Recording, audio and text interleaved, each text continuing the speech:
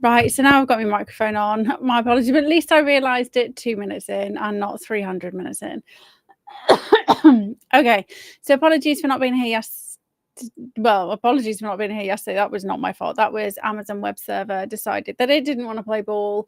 I tried to get online, and the streaming service and software that I use just wouldn't connect. I even tried hopping because it said that there was no issues in the UK and only issues in the USA. So I turned my VPN off, and it still didn't let me online. And then last week we said goodbye to one of our beautiful boys who we'd had for maybe 12 years, or we'd had for maybe 11 and a half years, and he was 12 years old. So it was sad last week. So there's no way I could have. I was an emotional wreck on Monday evening as we said goodbye to him on Tuesday. So I'd planned on kind of doing it, and then I thought, you know what, this is the last evening I'm going to have with him. The world will still turn. And so I just, I couldn't justify. Sorry, guys, I couldn't justify being here. And I hope you put your families above all the extracurricular stuff you do too. So with that said, we're going to be talking about the China coup, and obviously Spygate and all of that stuff, but obviously not in the same way as everybody else, because what's the point in just regurgitating the same shit? We're going to do that last. We'll talk about, whether you want sensation or stickiness first, and then quickly through Jaime Bulger 2.0, and we will finish on the hidden cost of constant positive affirmations. So first up, do you want sensation or stickiness? And this is in response to the never-ending messages, I say messages, but the never-ending social media posts with people suggesting nothing's happening, nobody's being arrested, nobody's going to prison. I went absolutely batshit the other day because I was just like, just because you haven't seen the one person you want to see get perp walked, you can't say nothing is happening, because you are minimizing the fact that victims are oh no, give me 2 seconds.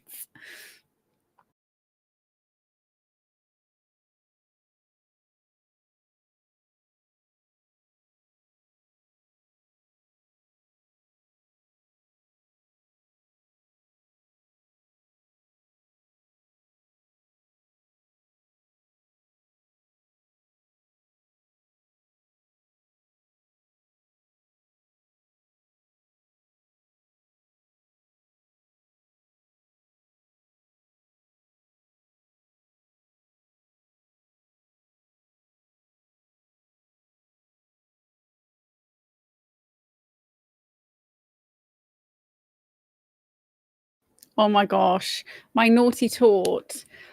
He's gone and got himself in his his bath saucer, and there's no bath water in there because he's supposed to be asleep now. He actually went to sleep half an hour ago, and now he's decided he wants a bath. So I've just had to ring Matt to get some warm water, and then Matt will probably just knock on the door, and I will have to do this because this is my little hatchling, and I would not cope if he passed away. So one of the key things that we need to realize is that you're minimizing the victims. Just because you haven't seen, say, Hillary Clinton get arrested, or you haven't seen, I don't know, any of the UK awful people get arrested, it doesn't mean that shit's not happening. So I'm going to take you, let's go back in time. I love a bit of a history trip. And we are going to talk about Al Capone, because I think this is going to help you really comprehend what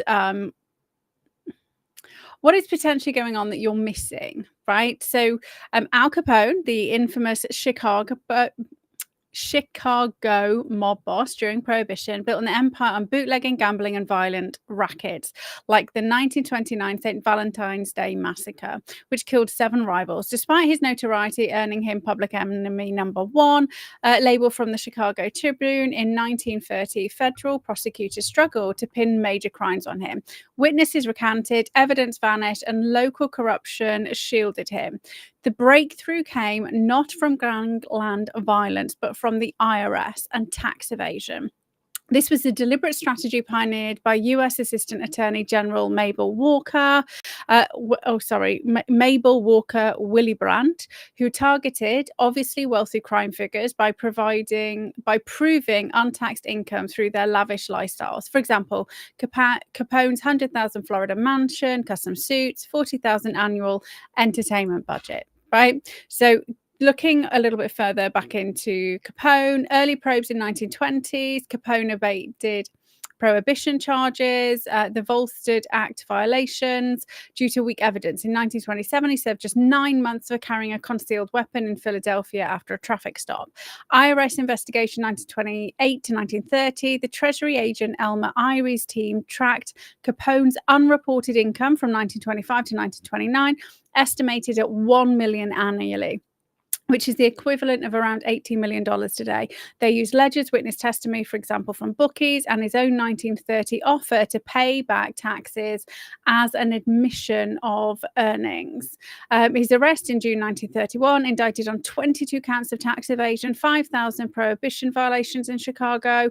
Capone tried to a plea deal for 2.5 years, but Judge James H. Wilkerson rejected it, forcing a trial. The trial in October 1931, which was a 12-day spectacle with a jury of rural Illinois farmers who were stunned by evidence of Capone's opulence, for example, Chinese rugs, canary yellow chairs.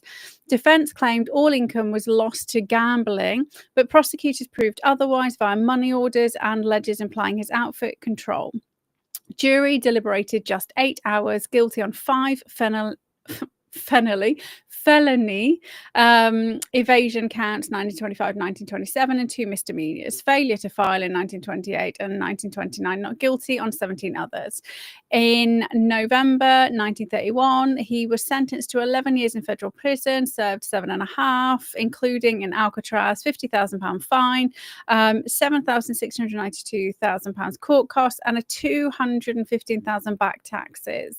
And all his appeals failed, and he was released in 1939 due to syphilis-related health decline and died in 1947. And chances are, based on what we knew they were doing back then, he was probably given syphilis in the prisons, because that's around the same time that they were doing lots of biological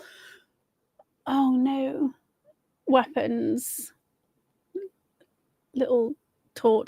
biological weapons testing, and they were testing for syphilis, and they were testing on prison populations. So I'm gonna put my hand up there and say he probably was murdered via syphilis. So when this is key, when direct crime such as murder or bootlegging didn't stick, they went after him with finances. Right. And attorney George E.Q. Johnson said, future generations will not remember this case because of the name Alphonse Capone, but because it will establish whether or not a man can go so far beyond the law as to be able to escape the law. So I want you to have that in mind when you see everything that's going on. People just do not pay attention to history at all. It baffles me. But I want you to have that in mind, right? I want you to think about Al Capone. And obviously we've got later cases. You've got mob RICO cases done by Giuliani, and it's definitely worth watching Michael Franzese. I really rate his podcast, and obviously he is ex-mobster, and you know, he does talk about, he's got some unique insights. You know, he's not just it's not stuff he's read off the internet, it's a life he lived. So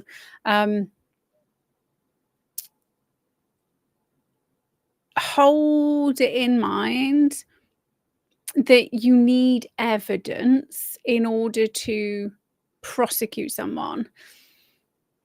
We know about, like, the 33 code that they place into newspapers, and, the girl who tragically died in the car accident happened to be 33 years old. Oh, we made a correction. She wasn't 33, right? So we know that was a hit, right?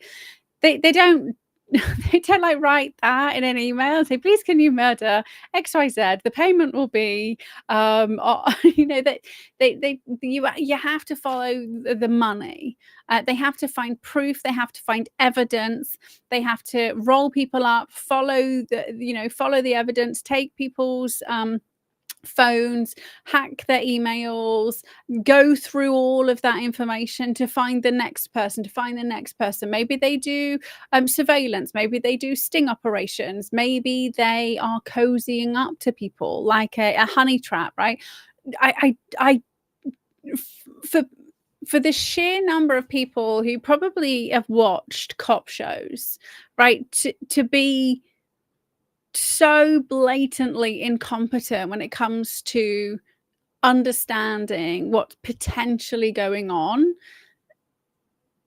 it is just, I think baffling is the only word for it. Okay, so let's talk about what's actually happened in the last, maybe, I don't know, just 12 months, less than. So in 2025, the US is waging a multi-front war on cartels and smuggling rings, much like the feds did against Capone's outfit, right? So cartels such as Sinaloa cartel, CJNG, who are multinational enterprises fueling fentanyl overdoses, which are down 12.7%.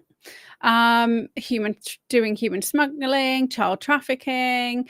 We spoke about the fact that Trump found 13,000 lost children, returned them to their homes. There were 300,000 children who went missing under Biden. Like, that stopped. Like, your US border is not being invaded anymore, right? They had warships out. Shooting down and threatening the Venezuelan gangs, right? But nothing's happening, right? Okay, so, but very cleverly, because they're not trying to start a fucking war. I mean, actually, poor Trump, and let's not forget he's been freaking brokering peace deals left, right, and center.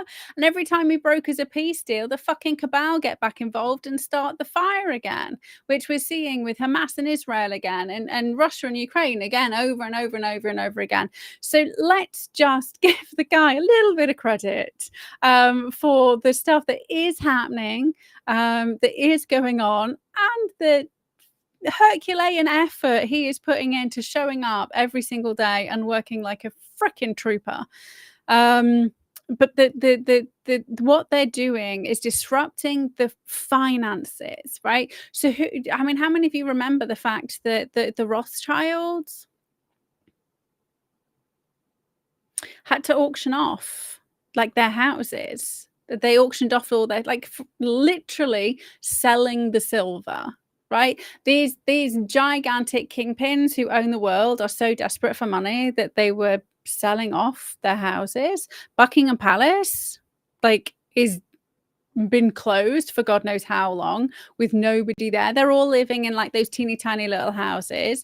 Fucking, they shut the country down, so the Queen was by herself on the funeral of her husband. She fucking was a hologram at her own jubilee. Like, how do I can't. I really, really can't comprehend when people suggest that nothing is happening, or that it's all a show, and everybody's just like, well, I want the Epstein files. Okay, that's fine, but let's also acknowledge all the shit that has happened, and maybe that is on the cards for coming, right? So the DHS, DEA, and DOJ have had $16 million funding across all 50 states to dismantle 3,000 trafficking organizations, and they've seized $17 billion in drugs in 12 months. $17 billion in drugs have been seized, and 3,000 trafficking organizations have been dismantled. That is phenomenal, Like, that is like,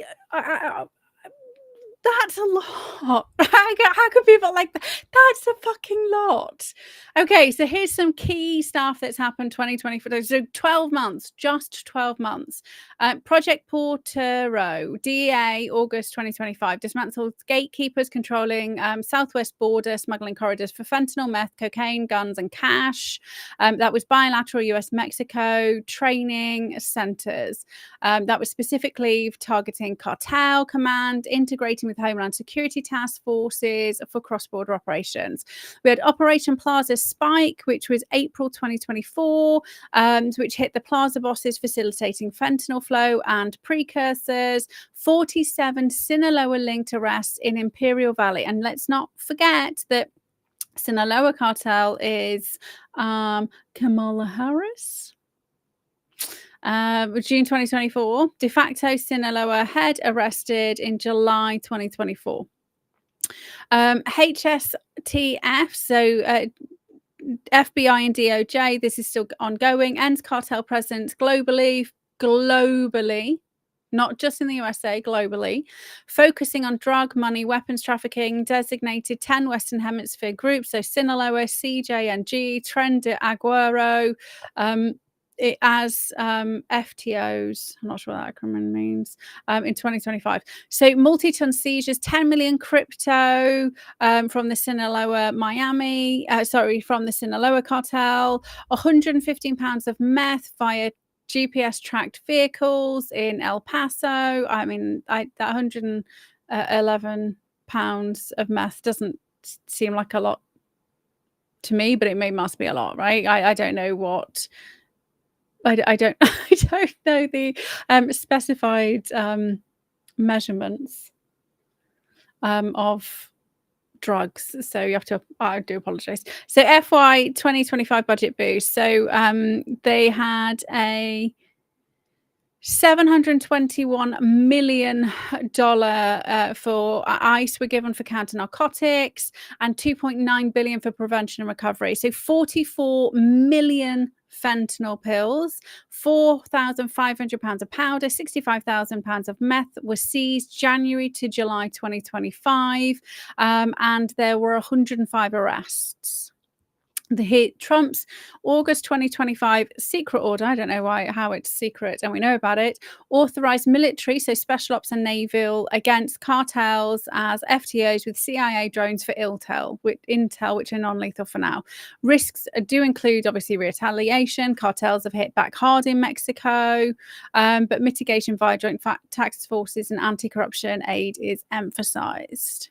Right, specifically with regards to human trafficking, HSI rescues in 2025, DHS-led ops rescued one child victim monthly.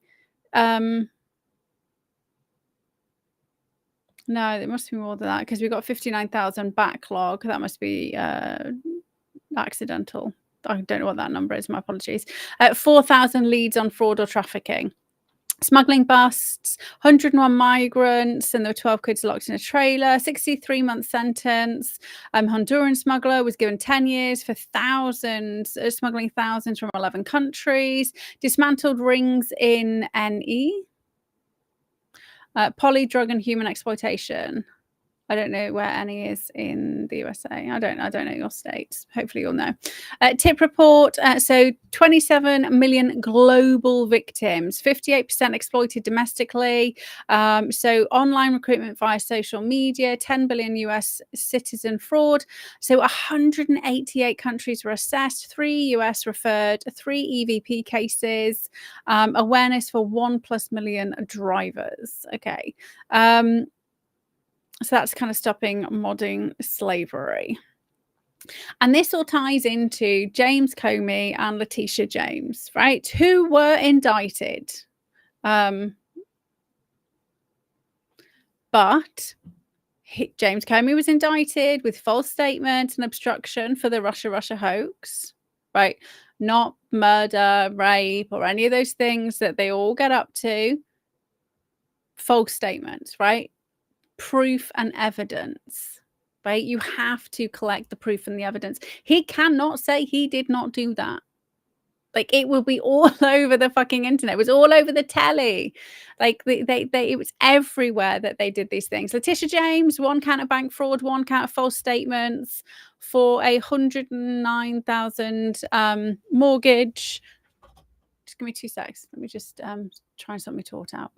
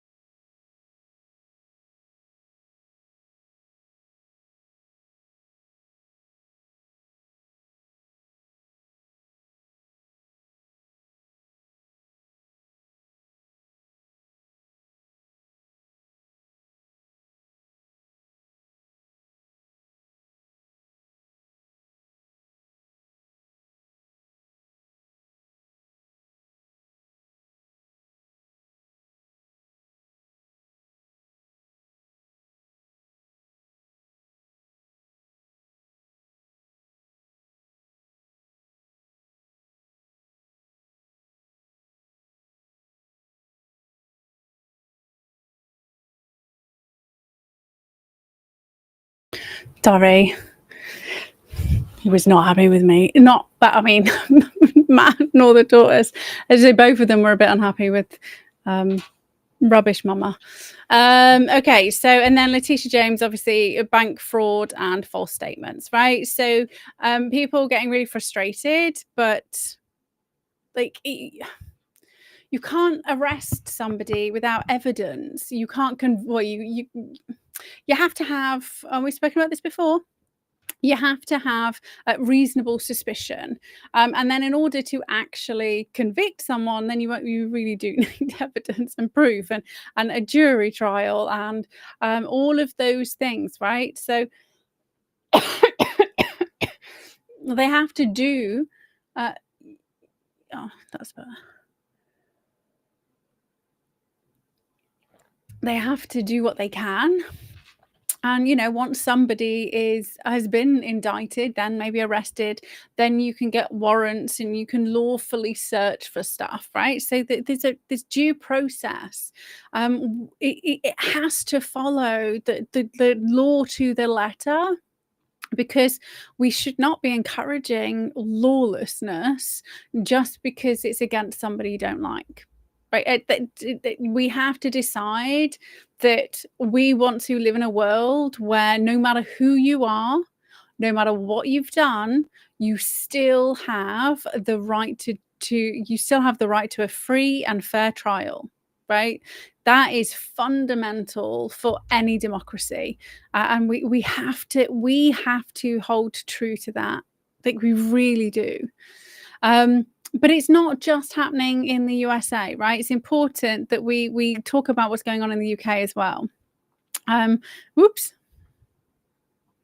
Oh, wrong button. Lost you. There you go. Okay, so the UK's seen a wave of high-profile MP takedowns. So I specifically wanted to kind of look at MPs via financial impropriety, sexual misconduct, or procedural lapses over the last 2 to 3 years. So on the crime front, the UK's National Crime Agency and its Economic Crime Command, which is kind of like IRS, DOJ financial units for those of you in the USA, have ramped up financial disruptions against gangs, trafficking rings, and money launderers. These ops seize assets and hit enablers, often via white-collar angles, to dismantle networks without needing ironclad proof of every violent act, right? So it's a transatlantic,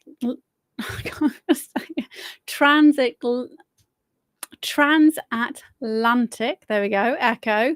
So dismantle the elite via bureaucracy, then starve the underworld of cash. They are desperate for money. Absolutely desperate for money.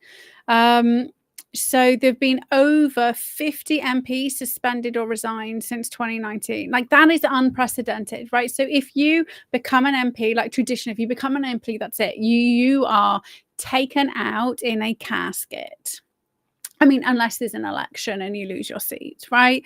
But people don't resign from their jobs.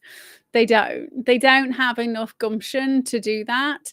If they aren't happy with what the party's doing, they will just join the other party, right? Which I think is diabolical, right? Because people don't vote for you, they vote for the party. And so if you don't believe you can represent the party that you stood for, then you should leave your job, right? This should be a by-election. You should force a by-election. But that's a different thing. I don't agree with people just kind of stepping down. Just kind of go, oh, well, now I've switched sides, right? I will never side with the Labour Party, ever. You could never have somebody who's a real conservative. I mean, I don't believe the Conservatives, but I would never go, oh, you know what, I'll just jump ship to Labour. I mean, I chose to step down. I just refused. I didn't serve my last 12 months. I wasn't an MP. I was a councillor. No. Okay, so we've had so many are investigated initially with like huge allegations such as bribery or an abuse, but lesser charges or internal probes tend to be the ones that stick, right? So do we want sensation or stickiness? I want to see people prosecuted for crimes that they've committed, ideally for the big crimes and go away for life. But if they're murdering all the people they're raping, like, where's the evidence? I mean, obviously, if they've recorded it all, and then, you know, who has to sit and watch it all and then bring it to trial? And I'm not saying that they shouldn't be, but I'm just suggesting if this is something that is this is institutionalized abuse on a mass scale, they are doing these things. How many thousands of hours of video and how many thousands of victims would you, and if there's no body, like, how can you prove? I mean, I mean, some of them, there would be no doubt that that person's no longer alive. And obviously the crimes are horrific. But we obviously have AI and deep fakes now, right? And we'll see this a lot. And I said this years ago. As soon as they start talking about deep fakes, that's it. Like, all the video evidence, it's meaningless. And just because, like, when I try and clone myself, it doesn't always look so great, it doesn't mean they don't have the technology to do it, right? It doesn't mean that there is we have to be really careful about video evidence, because we can't trust it. We can't trust emails, we can't trust IP addresses, we can't trust witness statements. The only thing you can trust is something that is tangible, that is very clear and explicit. And so, say, for example, a financial transaction from one bank to another bank account. There is no, I mean, maybe they can fake that too. Who knows? Who knows? It will be lots of circumstantial, but we have to have the proof. So we had Boris Johnson, who obviously stepped down after Partygate. We had Imran Khan, who was a Conservative, who was convicted of assault for a historical sexual assault on a 14-year-old boy. Neil Parish, a Conservative, who resigned after internal probe for watching porn in the Commons. We had Owen Paterson, who was suspended for 30 days, lobbying for paid clients. And I've met him. Just FYI. Nicola Sturgeon and Peter Murrell were SNP fundraising fraud. So she's now in prison. Like, she should be in prison for they tried to put her in prison, didn't they? And it was like, oh, well, I didn't know. Murrell was arrested on a murder charge, which was later added 2024. And she was arrested and released on no charges as of yet. So as of yet, see, that's still everybody's like, nothing's happening. Well, everybody forgets that Sturgeon was like arrested, and that's a big fucking pretty big charge, a murder charge, right? Not for Sturgeon yet. Allegedly. I don't know which way around you're supposed to do it. Anyway, Mike Amsbury, Labour, he was arrested and pleaded guilty, suspended sentence, and that was the assault on the constituent. You probably saw it on social media. Dan Norris, Labour, rape, child sexual offences, abduction, arrested on suspicion and currently under investigation. Rushnar Ali, Labour, resigned as homelessness minister. This is that girl who had a second home expenses, and so no charges, but reputational hit, right? So she was profiteering. So we've had waves and waves and waves of politicians resigning. In fact, 7 sitting MPs have been imprisoned since 1945. Most are resignation. So 80% conviction rates on white-collar crimes, and with 16 Labour controversies in the last 14 months.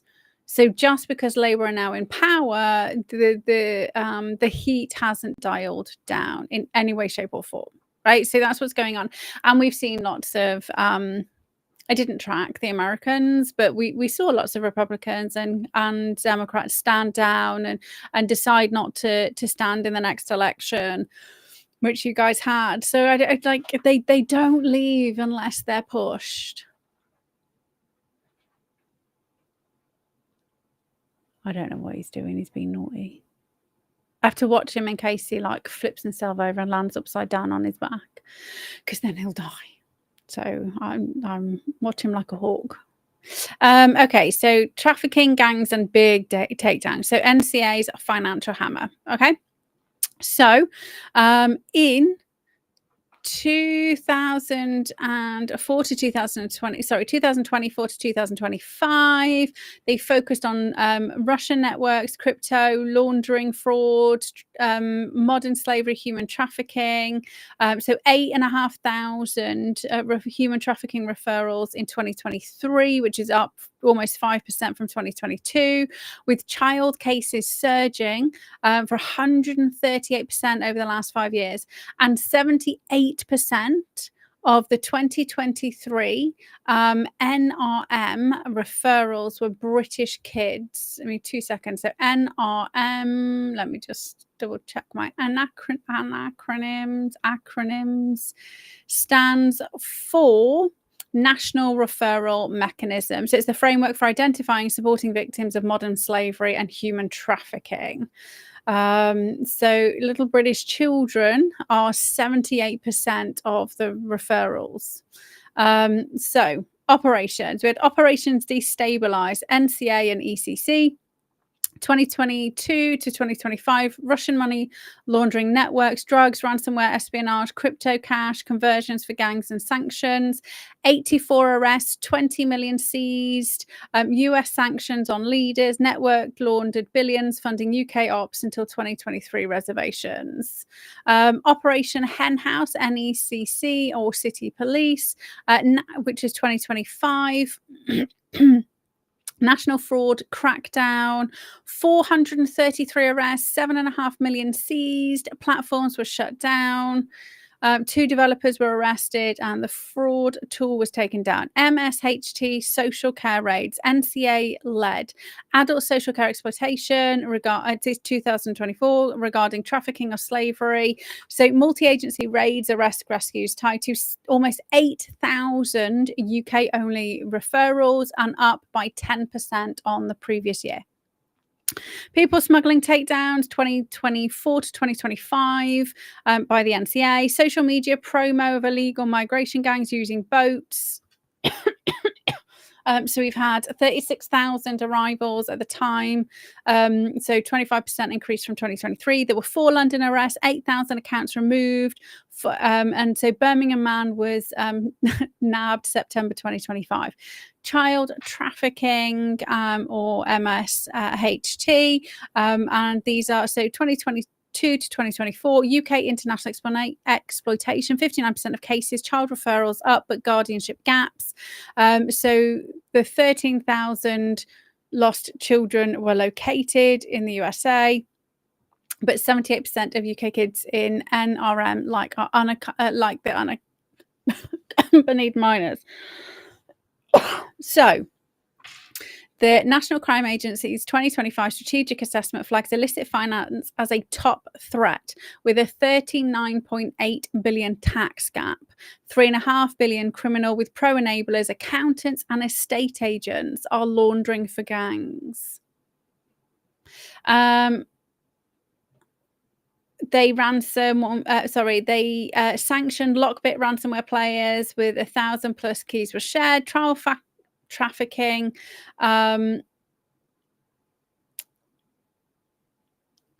NCA's accountants not swap, bleed gangs dry, and Capone's ghost in Tweed. Okay, so it is happening, right? It is happening, and I've got like more. So I asked Grok what was going on with the 58 MPs, right? So that were all under police investigation, and they were just like milling around. So 30 to 40 of them remain anonymous. However, obviously we had Imran Khan, who was done for the sexual assault of a 15-year-old boy, Chris Pincher, Conservative, sexual assault and groping, Julian Knight, Conservative, sexual assault, I've met him as well, Peter Boone, bullying and sexual misconduct, an unnamed Tory MP, rape and sexual assault between 2002 2009, multiple victims, was arrested May 22, released under investigation, ongoing, whip withheld, pending police, he's part of the 56, whoever this person is. Another unnamed Tory MP, spiking drinks and sexual assault. Hey Pen, police referral 2022-2023, complaints persist. Dan Norris, Labour, historical rape and child sexual offences and abduction, arrested July 2025. I mean, I've been watching the news. Who remembers hearing about Dan Norris, historical rape and child sexual offences in July? Like, that was only a few months ago. Like, Mike Amesbury, Labour, assault on a constituent. That was the video. Others, some of them were closed.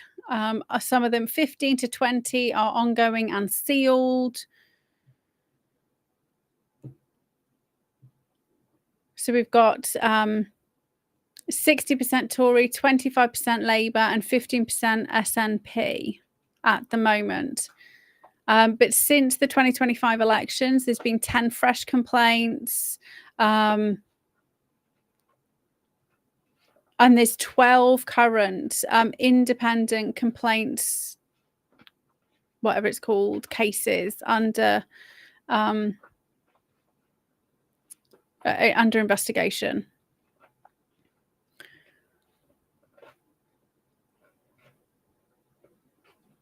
So, pre-election, 18 MPs lost their whips. 10 were Tories who were sex-related. Betting probes hit 13 more. Tories like Rab and Gove quit amid the abuse of power leaks.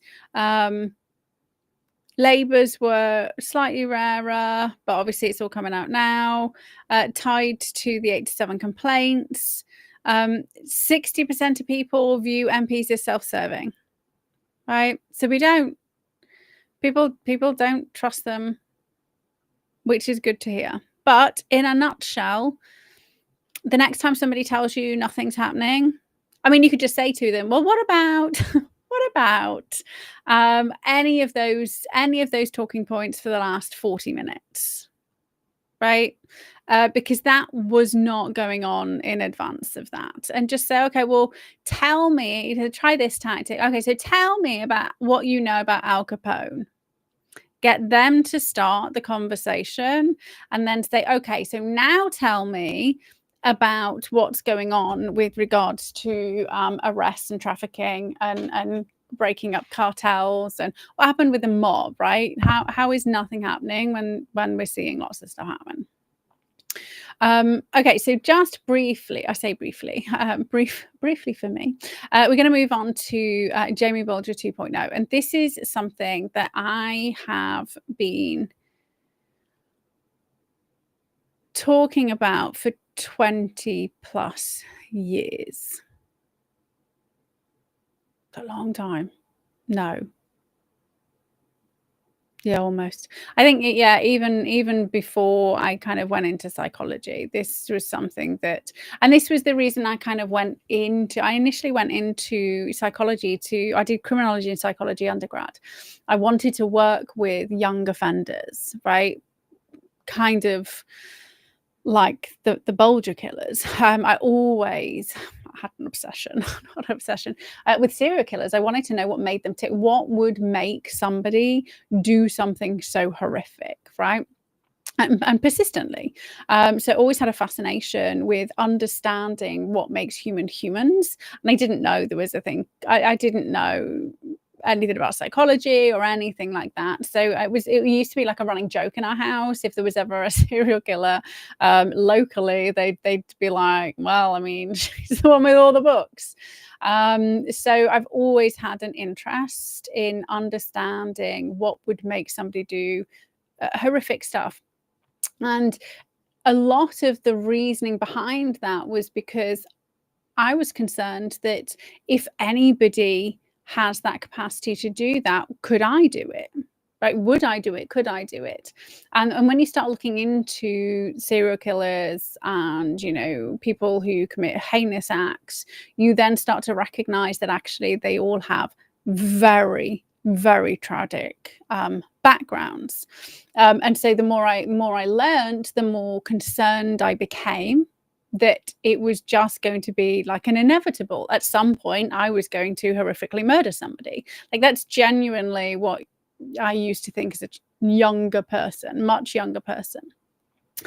So one of the reasons I can talk about empathy being turned on or off is because that's what happened to me. Like, quite literally, I did not give a shit if I hurt somebody's, like, at all.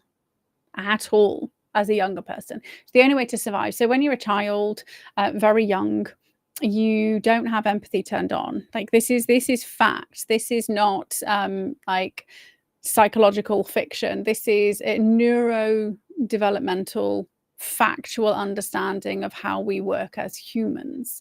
And if you experience abuse in childhood, you won't turn on your empathy because you need to survive, right? If you cared about other people, like, you wouldn't fight your way out of the darkness that you were experiencing, right?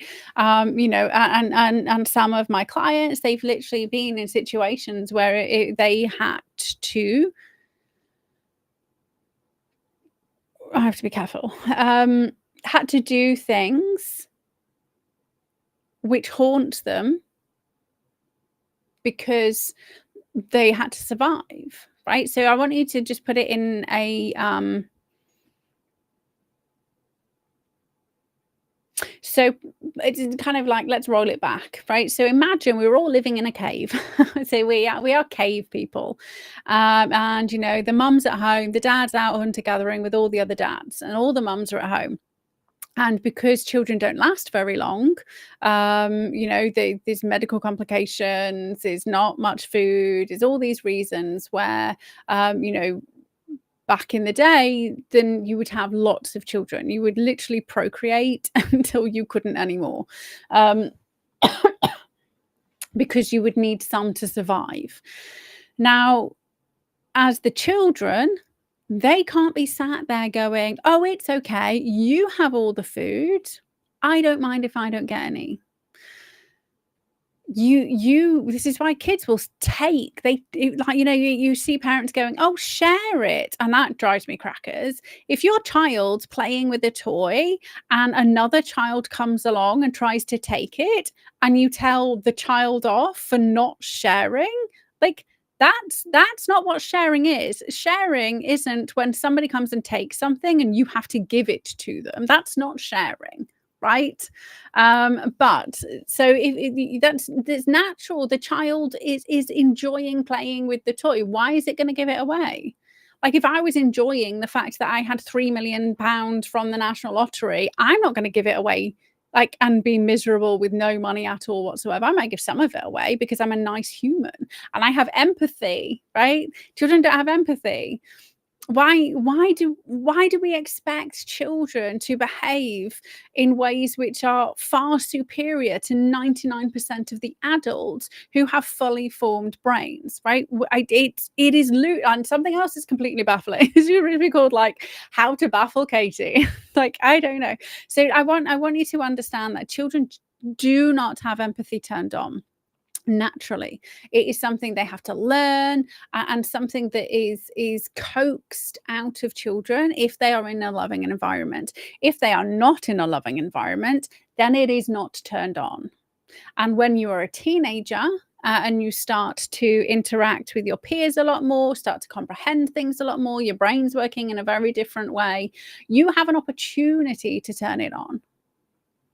And I started to turn mine on my late teens, around the time that I met Matt.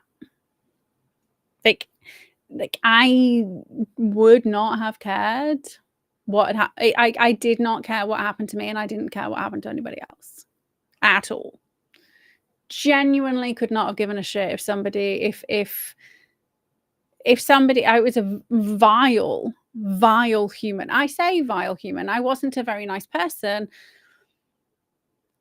but there are mitigating. It's developmentally understandable why I was the way that I was. Now, I wouldn't go out of my way to cause harm to somebody I didn't know, but if somebody did something wrong to me, then I would go after them, like, awfully, like, terrible person, right? But also at the same time, trying to come to terms with the horrific things that had happened to me, right? So that's the cycle. And I grew up in an okay household. I say okay household. My dad was in the RAF. He was away a lot. So we had an absentee father. They divorced. And I was a middle child. Like, if you go to any of the freaking risk factors, you're like, oh my God, how on earth did Katie survive? But also we grew up in a poor household. We grew up in, I was a RAF child. We moved around a lot. So I had no stable peer networks. I only had my family. And, if you've ever heard about bullying in families, it happens, right? So I didn't have, a white picketed fenced, and I'm not, it wasn't as horrific as some of my clients, but just, so I want you to understand the psychological damage of not having your empathy turned on. It makes you an evil person. That's what breeds evil. So I really was very much interested in why somebody would do that, and then it started to terrify me, because I genuinely, hand on heart, we had, okay, so this is how I can explain it. I am not that way anymore. I mean, I cry at freaking oh my God, I was an emotional mess last week, right? But I cry at TV shows. I would never even cry, because crying never got you anywhere. By the way, if you're being abused, actually, crying used to make things worse. But I never used to. It was a running joke in the house. Okay, doesn't cry, and really, people should have been asking, why doesn't Katie cry? Well, Katie doesn't cry because she doesn't feel anything, because she's just completely emotionally shut down. But when we were younger, so when I was younger, I initially applied to be in the RAF. I wanted to follow my dad's footsteps and go into the RAF. And we were sat around the dinner table, and my dad was like, okay, but if you had to, press the big red button and completely wipe a country off the face of the earth, could you do it? And my big sister was like, oh my God, no, I couldn't. I was like, well, yeah, of course I can. And they were like, well, won't you feel anything? Well, why would I feel anything? That's the genuine response. And they still didn't go, that's not a that's not a good response here, Kate. It was like, oh yeah, I mean, so if you can, right? I mean, well, yeah, I mean, if you can do that, then yeah, why not go ahead and apply, right? If you're that fucking emotionally stunted, then go ahead and do this thing, right? I'm not that even like if I like stood on a woodlice. Oh my gosh, I was crying standing on a woodlice the other day. That's who I am now. So be careful when you turn it back on and clear out all your trauma. The empathy test is if you can watch like, I don't know, some kind of like violent action film and you're not horrified by the fact that people are being murdered, like the actual people. That it's shocking when you realize that you're cheering for somebody to be murdered, and people do it on TV all the time. So we've been conditioned. Okay, so I always wanted to know about like what makes somebody tick, and that's why I ended up doing criminology and psychology. Most people who go into any kind of I say any, a lot of people who pursue healing jobs go not to help other people, but they go to heal themselves. Like, I need to figure shit out and sort myself out. 100%, Pan. Yeah, once you start healing, oh my gosh, it's a mess. It's nice the other side, but it's a bit of a shock. Feeling is a shock. It is a shock. So when at university, I realized very early on that was extremely naive of me, because the funds aren't set up to actually support any type of rehabilitation in the United Kingdom in any way, shape, or form. It is just lock them up, throw away the key, and just pretend they don't exist until they come out and do another crime, right? So reoffend. That's it. Like, it just and I always say that I spent my third year crying, and that wasn't that was just due to the absolute loss of life, known loss of life. And I don't mean with regards to like death or murder. I mean young people who we would identify. So we do risk factors, and this is like that whole minority report. We've done that for decades. It's just now AI can do it a lot faster, and it can use your social media to figure out whether you're going to be going to kind of want to overthrow the government or whatever it is they're trying to figure you out for. So we had risk factors. And I remember the very first week in my year 3. So I spent my entire year 3 crying my eyes out. The very first week, we learned about all the risk factors and how you would, if you wanted to kind of pursue forensic psychology and you wanted to work with youth offending. And I was like really excited. Finally, third year, I get to do the youth offending modules, and this is where I'm going to learn my trade craft, right? Okay, so here's your risk assessment.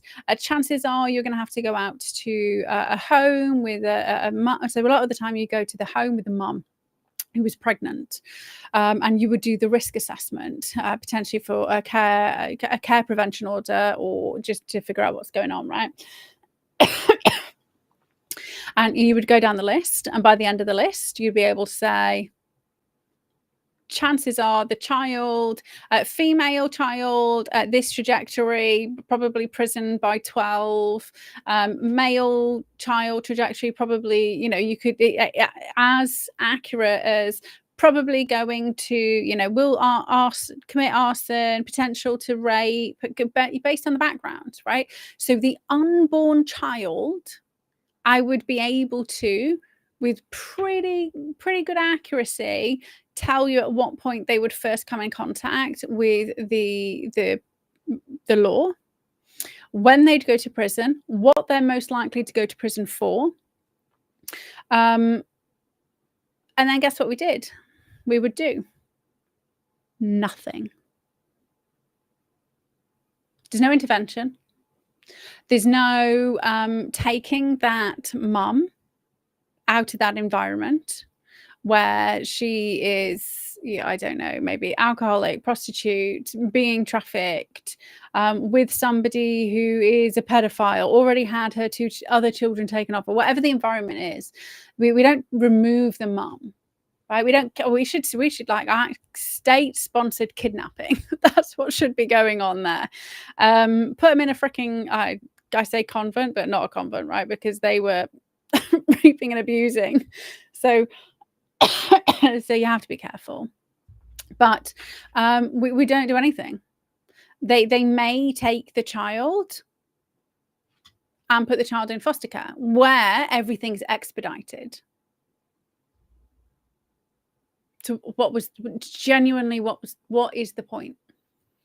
Like, there was no point to any of it at all. And when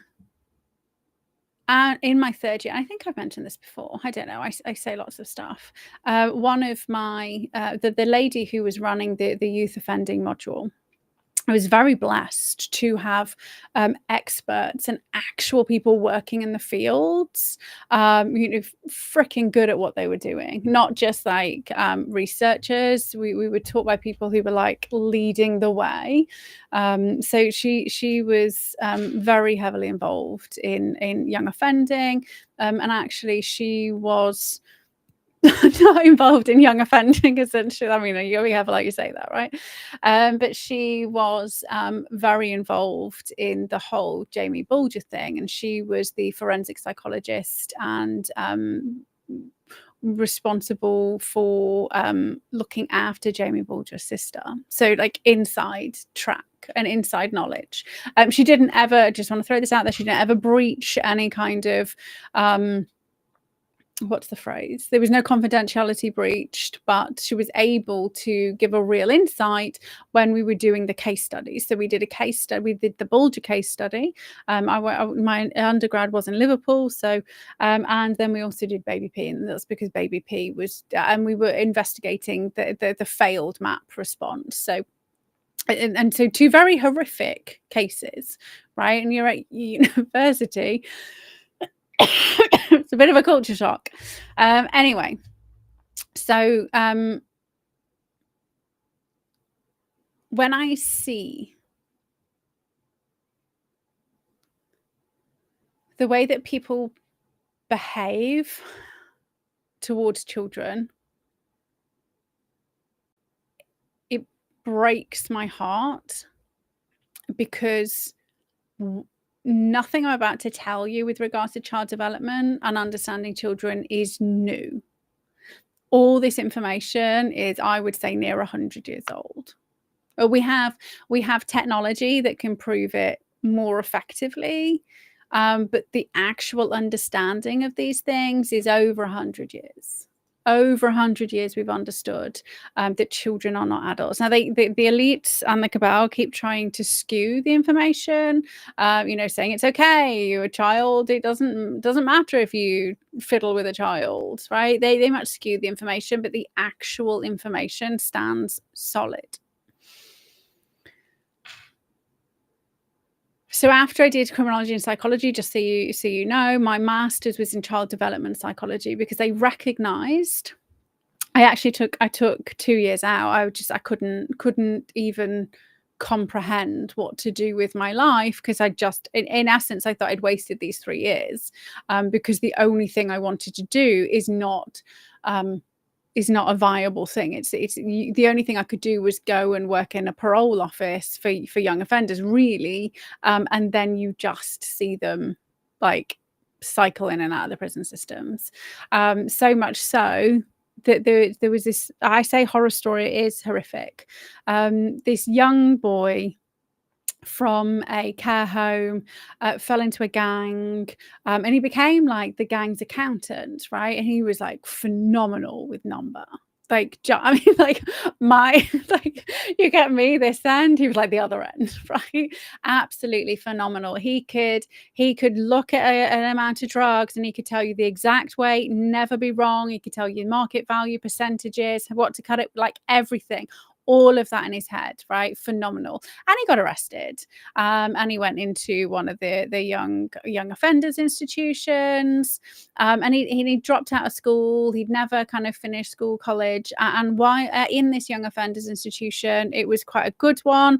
They did lots of kind of like counseling and therapy, lots of relationship building to kind of help these kids be good members of society when they came out. They put them all through their GCSEs and their A levels, depending on their age. And this young lad, he took his A levels in mathematics, and he actually got the highest score out of the entire country. He got 98%, but he got the highest score out of the entire country, and he got a job working in an accountant's firm. They were happy to take him on because obviously he was like dealing drugs. It wasn't white collar crime, and he was just his mathematical ability and his capacity to spot patterns and pattern recognition with regards to number. Like I think he was going in. I'm pretty sure he was going into like their fraud department. Like landed a really good job, right? Coming out of prison, like everything to live for. He was turning 18. He left prison. The bus that he was due to get didn't show up. So then he got the later bus. Because he got the later bus, by the time he turned up at his halfway house, it was shut. Because he didn't have enough money on him to stay anywhere, he stayed on the streets. Because he didn't go to the halfway house the night before, the halfway house then revoked his, like he was no longer allowed to stay there, right? You either turn up before 10 or that's it, you lose your place to somebody else, right? I get that. So now he's homeless because he doesn't have a fixed abode, that he was no longer able to get the job because he didn't have anywhere to work, or he didn't have a home address. So he couldn't get a bank account, and so he couldn't get his job. And within 3 months, he was back inside because the only thing he could do was go and rejoin the gang. That is how much our country cares about the welfare of children. I almost walked out of my class, right? But that was the nail in the coffin for me, having anything to do with the criminal justice system in this country. I believe in the criminal justice system. I believe in democracy. I believe in justice. I believe in those things. I just do not believe in the way that we are doing it. It is corrupt to its core, and it needs ripping out. Like, so after that, I mean, I managed to pass everything and do really well, but I'd just given up for 2 years. So then when I went back, I was like, that's okay. I won't help them after, right? I won't help them after they've been to prison. I'll get them like before. Let's go right back to the beginning. Like maybe I can do something. Maybe at some point there will be something where we can work with the really, really young kids before they get there, right? And we used to have this thing called Sure Start in the UK that it was kind of Labour implemented, and the Conservative government got rid of it. But actually, it was just Sure Start was kind of left-leaning progressive brainwashing. It wasn't good. But for those of you in the USA, the Incredible Years program, like when I left uni, I went and trained as an Incredible Years I don't know, maybe practitioner, I don't know. They have got now 40 years worth of evidence-based research. So all, I mean, kids with psychopathy, conduct disorder, turn them around. And the only way to do that is by targeting the parents, right? Which is all the things that I discovered. And when I left university, I went and worked with parents of children whose children's were probably going to end up in prison. I mean, a few of my kids were like literally hit 10, that's it, game over, and turn them around in 12 weeks, right? That's not, by the way, that's not me kind of like going like I'm amazing. Like the parents did all the fucking work, which is why it happened in 12 weeks. So it is possible. So this leads on to the fact that no child is born evil. It is all your situation, what happened to you shapes the you that you become, right? So we've got 40 years worth of research from the Incredible Years. And that's not run in this country, by the way. They did it for like a couple of years and they couldn't get the funding. Can you imagine not giving the funding for something which literally stops children becoming psychopaths, serial killers, rapists, and murderers? Like, it's insane. It's just beyond any kind of normal comprehension. Okay, so the Bulger case. Really long-winded way round. Okay, so for those of you who don't know, and you can go and find me talking about the Bulger case in the Express newspaper, and I think a couple of other newspapers, maybe 2018. So the murder of 2-year-old James Bulger in 1993 remains one of the UK's most harrowing crimes, not just for its brutality, but for how it reshaped laws on holding children accountable.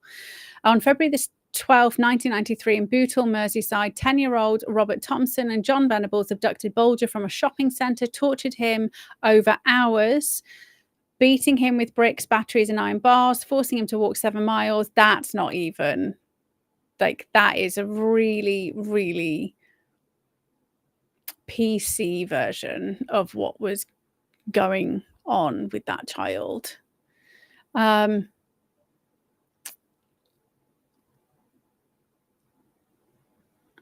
Then they left his body on railway tracks. CCTV footage captured the boys leading the toddler away, sparking national outrage. Tried as adults in Preston Town Court, they became the youngest convicted murderers in the 20th century. Each detained indefinitely, minimum of 8 years, released in 2001 under new identities. I don't have Netflix.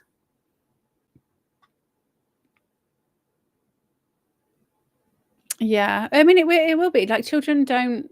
We'll talk more about child development in a second, but children, they just copy. That's all they can do. They just copy. So here's what happened after Bulger.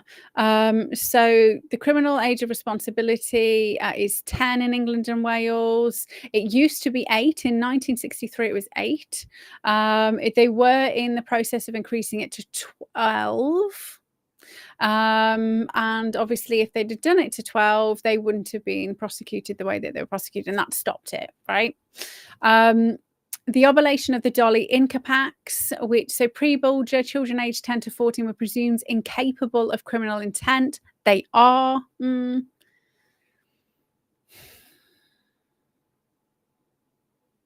Intent, fair enough. Okay, so we should not be doing anything on chronological age. It should all be done on developmental age. It should not be done chronologically, because a 10-year-old child who's grown up in a loving environment, who has been taught and nurtured and has a good intelligence and emotional and intellectual intelligence, is not the same as a 10-year-old child who was born into a family where there's domestic violence, there's rape, there's abuse, there is no food. Like, that is a completely, parents barely able to read or write. Like, that is a completely different child understanding of the world. So Dolly Inca packs required proof that they understood their actions' wrongfulness. And I would argue that understanding something's wrong is very different to understanding the consequences of your actions. And we don't develop full comprehension of our consequences of our actions until we're around 25. Women and girls earlier, but lads, it's 25. That's when the frontal lobe like your prefrontal cortex actually solidifies, and it's your prefrontal cortex that's responsible for decision making, action, planning, thinking, reasoning. Like that doesn't exist in the same capacity at all in children. And actually dogs have the same intelligence and understanding levels as toddlers, right? So you wouldn't say a dog understand, and I would say maybe some of the more intelligent dogs would be later. Now they're starting to prove that some dogs have theory of mind, so, and dogs have empathy. So what we understand about the animal kingdom is completely different to what we used to know. But what we do know is that the prefrontal cortex, that's the part of the brain that's responsible for thinking, reasoning, understanding consequences. And this is why if you've got teenage boys and you say, and even teenage girls, why did you do that? And they say, I don't know. They genuinely don't fucking know. Like they actually don't know why they did it. And they may have in the background gone, doing this is probably not a good idea. And this is where you get gender differences, right? There's the risk reward difference. Men are driven by risk and the payoff. The payoff is what drives guys. And when they are under 25, they cannot comprehend the fact that the negative outcome is going to happen, right? The reward is far greater than the risk. That's what's driving them. Like, and you say to a young lad, yeah, but what if you'd have got caught? Well, it's just not the same. It's not the same. They don't get it. It doesn't work. I mean, and even as adults, right? I'm 41. I'm pretty well rounded, and I mean, like, not necessarily because I've eaten quite a lot of carbs in the last 2 weeks, not that kind of round. I mean, regards to the emotional and intellectual understanding, right? I have quite good reasoning skills. I still decide sometimes just talk about the shit food I've eaten the last 2 weeks because I've been going through a stressful time, right? And so you don't want to eat real food, even though eating real food is the exact thing you need. It's fine, right? Even I know the benefit of me having the good food is going to enable me to get through this traumatic experience better, quicker, faster, more coherently. So what? I didn't want to, right? So we have to, like, people need to start looking at their own lives and then accepting when other people do stuff and you think, I really want to have done that. Well, I mean, you might have. You just maybe don't want to accept it. So deep trauma before 25 forces brain to a faster pace. Not necessarily. So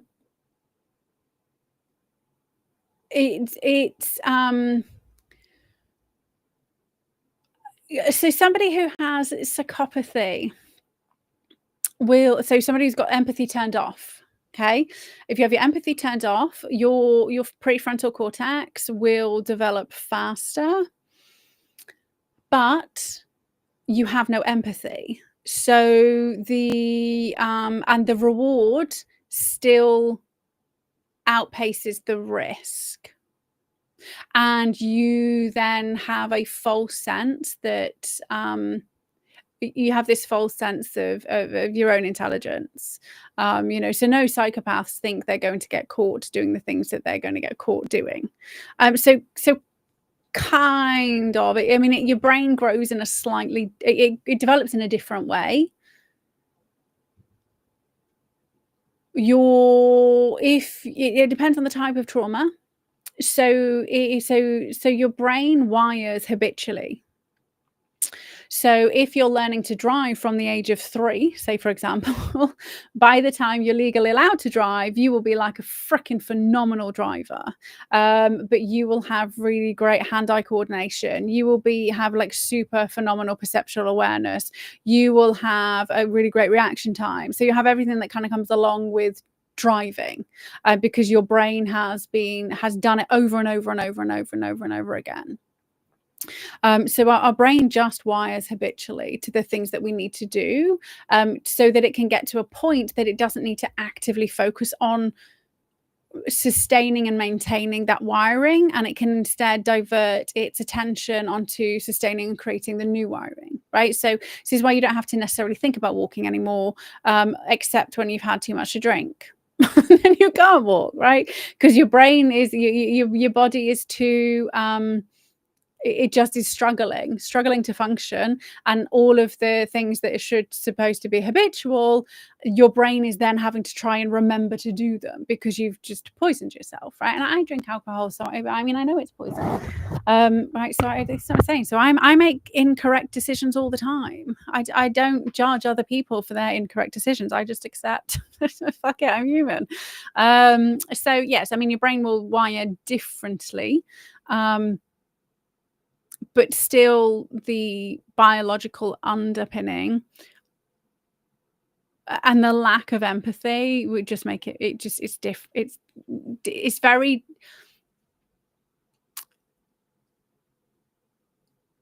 okay, so the vast majority of back to the bell curve. Everybody loves the bell curve. I love the bell curve. So we need to make sure we're talking about like the 80% rather than the 10% outliers. And so the psychopaths, they will kind of all fall on the 10% outlier. But depending on when the trauma was, the type of trauma, the way that they then used it, and yeah, so it's in that 10%, there is so much variation. A lot, yeah.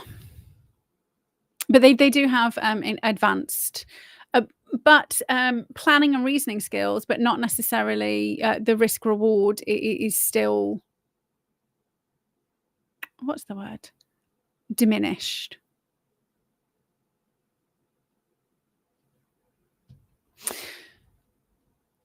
Okay, so that was Bulger. So the reason why I wanted to talk about this, because obviously this is one of the things I wanted to talk about last week, was there was Cleveland's 5-year-old victim, right? So I'm not sure whether you heard about that. So on the so in September 2025, there was an incident in Cleveland, Ohio, where a 5-year-old autistic girl was allegedly gang raped and tortured by 3 young boys, all aged 10 and under. So there was a gang of kids, and there was no charges. So I saw this.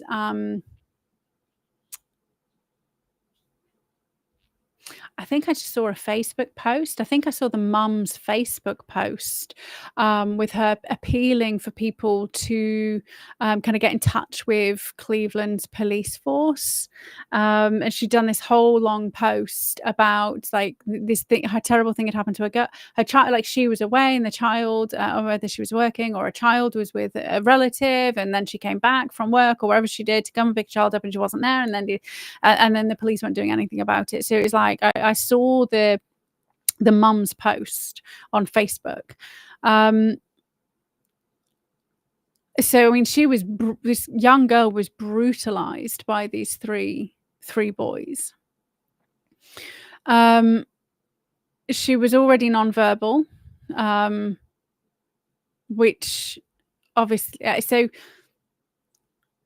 children with intellectual disabilities are more likely, and even adults, they're more likely to be victims than criminals themselves.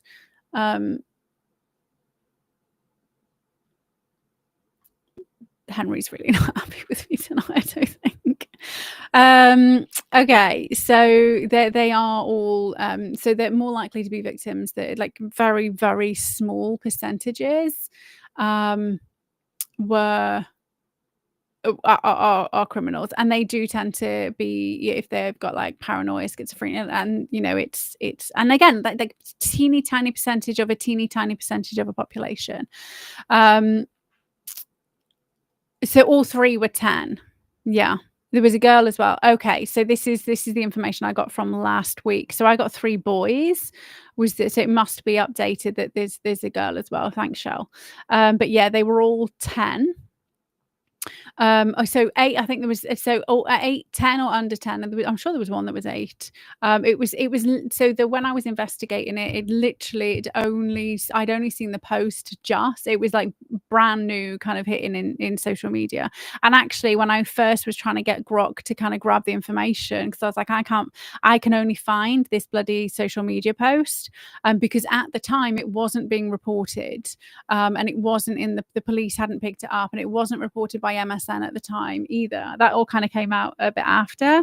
I had to argue with Grok because Grok kept saying that it didn't exist. So I had to go and hunt through my social media posts to find the mum's post. But thank you for letting me know there was a girl as well. I mean, so they gang raped her repeatedly, escalated to torture, beating her with objects, forcing objects into her body, mocking her cries. She was found hours later by a relative covered in bruises, bleeding heavily and in shock. Hospitalized for days, severe physical, psychological trauma. Medical exams confirmed penetration and injuries consistent with prolonged assault. Yeah, they are being charged now. Yeah.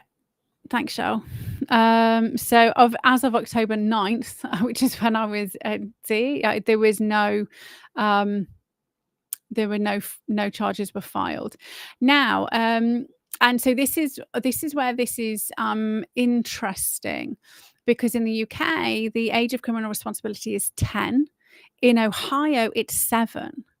So the fact that those children weren't being charged isn't because they were over the age of criminal responsibility. They were under the age. They were already over the age of criminal responsibility. Those children were identified as playmates and known to the family. But even it says here, but even between the ages of 7 to 10, prosecution's rare without exceptional proof of maturity, and so they usually just refer to mental health services or foster care if needed. And I would suggest if those services worked, that would be the thing that I would much prefer. I mean, in a secure unit, I think we need to do safety first. And we'll go on to why I'm all about helping children overcome trauma and move forward. And this is not to say that the victim doesn't deserve justice, right? This will make more sense in a minute. Okay, so it's because I've got all this information in my head, and I'm trying to get it out there in a way that makes sense to you guys. So as of October the 10th, they were still interviewing witnesses, but the families were cooperating, and so where we are now is they've been charged. So this is what shocked me. Ohio sees 500 child-on-child sexual assaults a year, and over 70% involve underaged 10 perpetrators who evade charges. That's insane. That's a lot. And actually, with regards to what's going on in the United Kingdom, the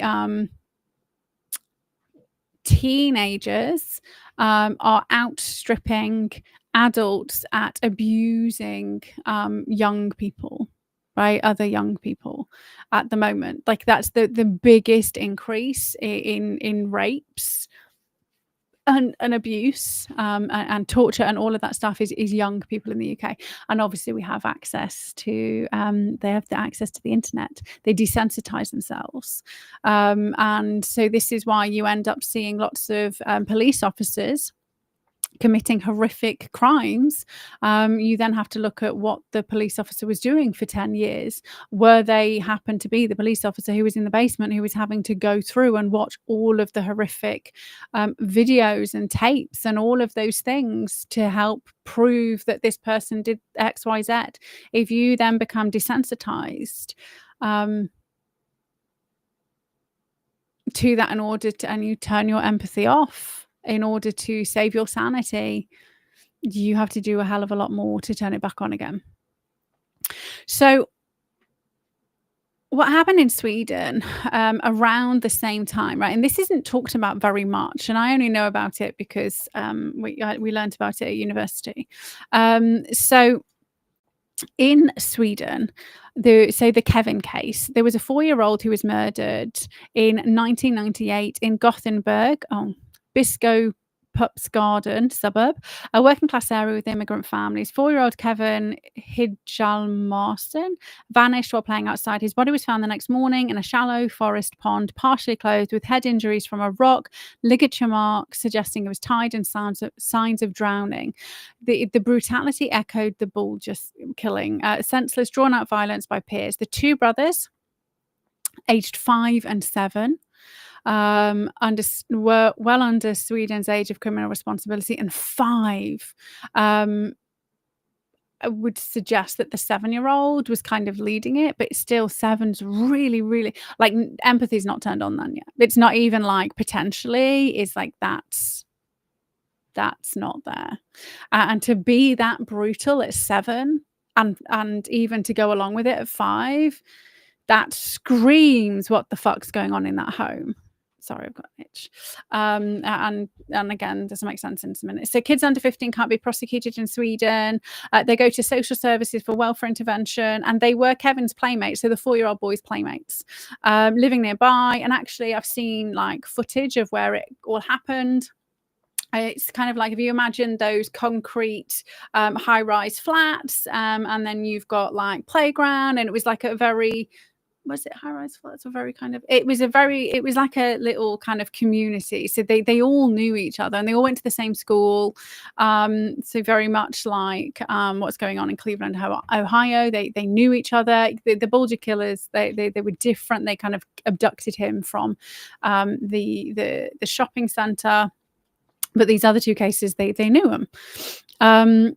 So initial police interviews, over 100 witnesses, including the boys, suggested they lured him into the woods, played war games that escalated into throwing stones, pushing him into water, and left him to die. The boys gave inconsistent accounts. One said it was an accident. The other admitted hitting him, but no malice was proven because they were children.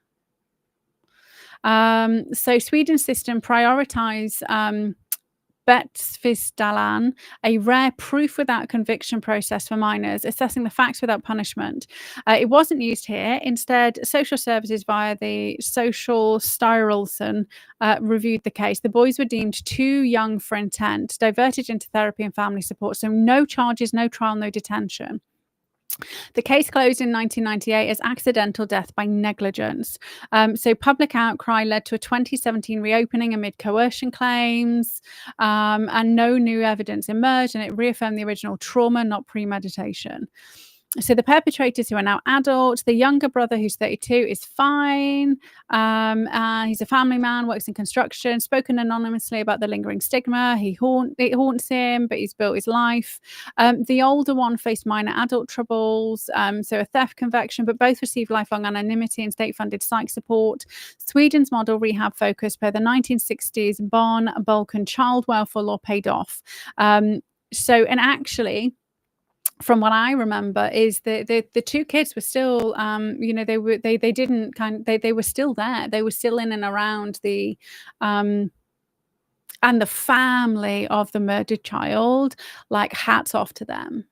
Like, they didn't want those kids being like locked up. Like, they like, their child was a year younger than one of the perpetrators. They understood that child wouldn't have necessarily understood what was going on.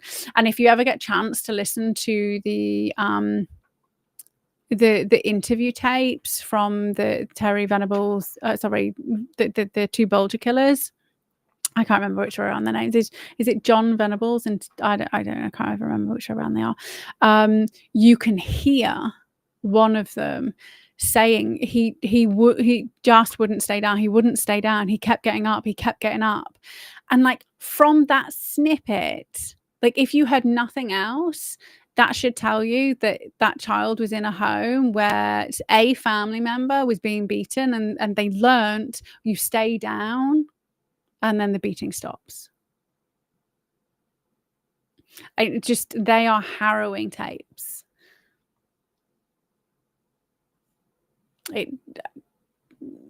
Yeah.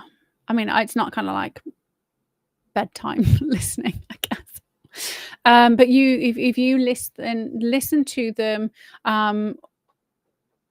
trying to identify what you're actually being told by the conversation that the children are having, what the children are saying to the police officers about what was going on. And yes, of course, they'll lie because they don't want to get in trouble. We all do, even as adults, we lie to not get in trouble. But when they're emotional and it's coming out, and the incoherent sentences that are coming out, it tells you everything you need to know about what was going on in those two kids' homes. Like, straight up.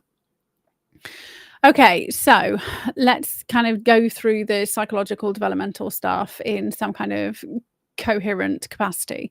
So under 10, empathy deficit. So neuroimaging, 2019 fMRI studies show the anterior insula, so the empathy hub, doesn't fully wire until 8 till 12. So that's your empathy. Prefrontal cortex, which is impulse control, I've spoken about that a little bit, lags until 25. So kids who are young copy what's done around them. That's it. They mimic. They don't, they're still learning what it's like to be them. So they're trying on different outfits. And bearing in mind, at that point in time, they are still wired for survival. If they see a child or an adult being very successful in their strategy, that's a strategy they're going to adopt. So if we go back to, like, I don't know, primary school, and there's a kid playing with a toy and another kid comes along, punches it in the face, takes the toy, that's a useful strategy for getting what you want, right? So if you've never beaten or hit your child and they come home and they hit somebody, then you know they've learned it at school. Right. And then as an adult, your responsibility is to go back to the school and say, my child's learned to hit. Which child in this classroom was hitting first? And you might need to do some kind of investigation, because there's something going on in the home where that child believes hitting is acceptable to get what you want. Right. If we all did that as adults, we would break the cycle, like, quickly. Because you just watch and copy, mimic. That's why. And if you ever look at Bandura and his Bobo doll, and I mean, don't get me wrong, like they did lots of they made lots of shit up in the 50s, 60s, 70s, and they did dodgy research and they lost stuff. But the Bobo doll experiment and social learning theory, it still stands true. Still, it's like we learn by watching and copying. If you look at look at, like, the influencers, right? They literally called influencers, and people will mimic what they're doing in order to believe that they can get the same success, the same rewards. Right? These are adults who should have fully functioning prefrontal cortexes, and they obviously don't at all. But we have to make sure that we are stepping back and looking at the reality of these things. We see adults doing it. Of course, we're going to see children doing it. Children won't have the same level of comprehension and cognitive understanding as adults, and they are just doing it. So they are in survival mode. They will do whatever they need to do to survive, and they will be trying on these different personalities, if you like, for whichever works. And then if that works, it sticks. And this is why psychopaths don't change. It's not because they can't. It's not because their brain can't wire differently. It's because why would they when what they're doing works? It's really key understanding. that I would argue the vast majority of psychologists just don't seem to fucking understand. They're obsessed with this concept of psychopaths can't be cured. Like they're the sum, like they don't want to be.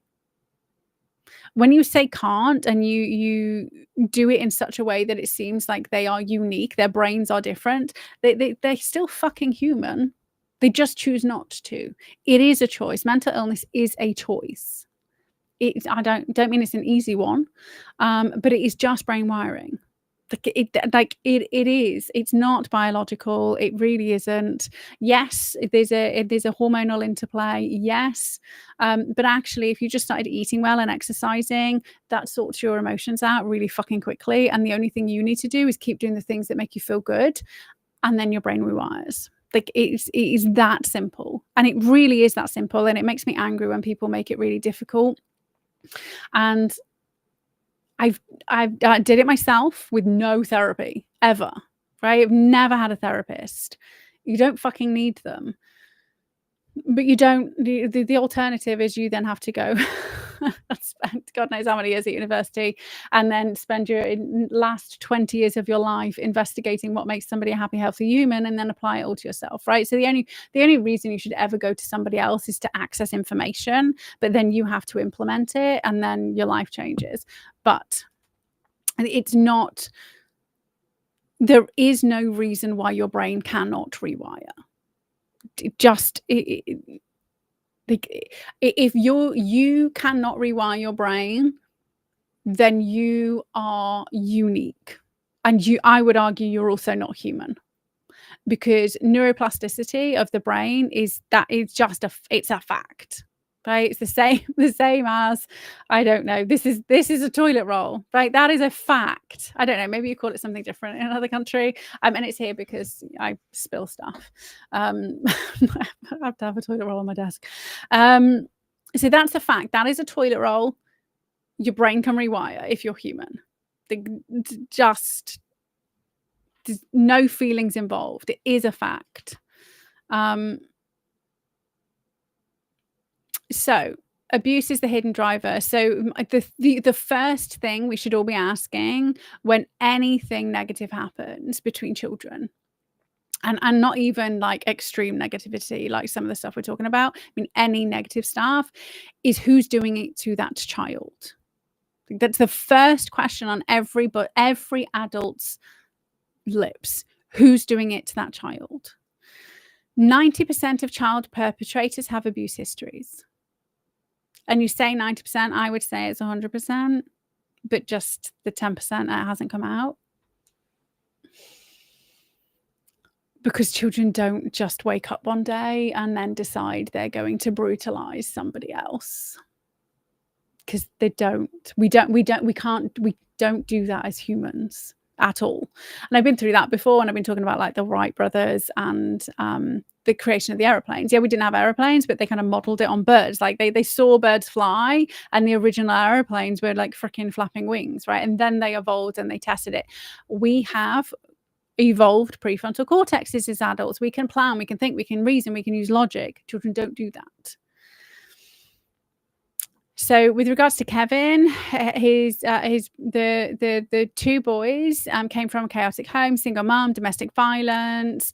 Bulger's killers had neglect, violence. Venable's dad beat him. Thompson's home was alcohol. And actually, the school teachers reported those children to social services like a lot over the 2.5-3 years before Bulger, like repeatedly contacting social services for something to be done. And this is what you'll see in the UK over and over and over again. Haringey fucking, you look into Haringey Council, we've got Baby P, we've got Victoria Climbier, we've got like Haringey, like cover up. But so the teachers did the right thing. They were like, these children need, like, social services need to sort this shit out. But then, you know, social services go in, they do a risk assessment, and they go back, and there's no money, there's no funds, there's no nothing to do. They can't do anything because there isn't anything to do. But actually, in quite a lot of the cases, social services just don't turn up. It's intergenerational. Abused kids model survival as dominance, lacking secure attachments, and this is Bowlby's theory of Bowlby's attachment theory. The media fixate on the act, not the chain. Fanfare's deflection, shielding abusers' parents, right, from accountability. Like, how many children who've gone on to do horrific thing, how many of their parents have ever been convicted of the crime that they committed on the children? Like, not one that I know of. Ever. If we're going to convict the child, we need to convict the abuser.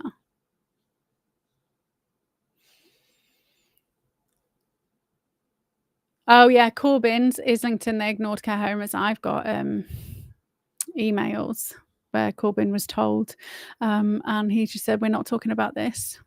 Anyway, supposedly, allegedly. So Ohio's foster system is currently overflowing with lost kids from the trafficking pipelines. So it's really...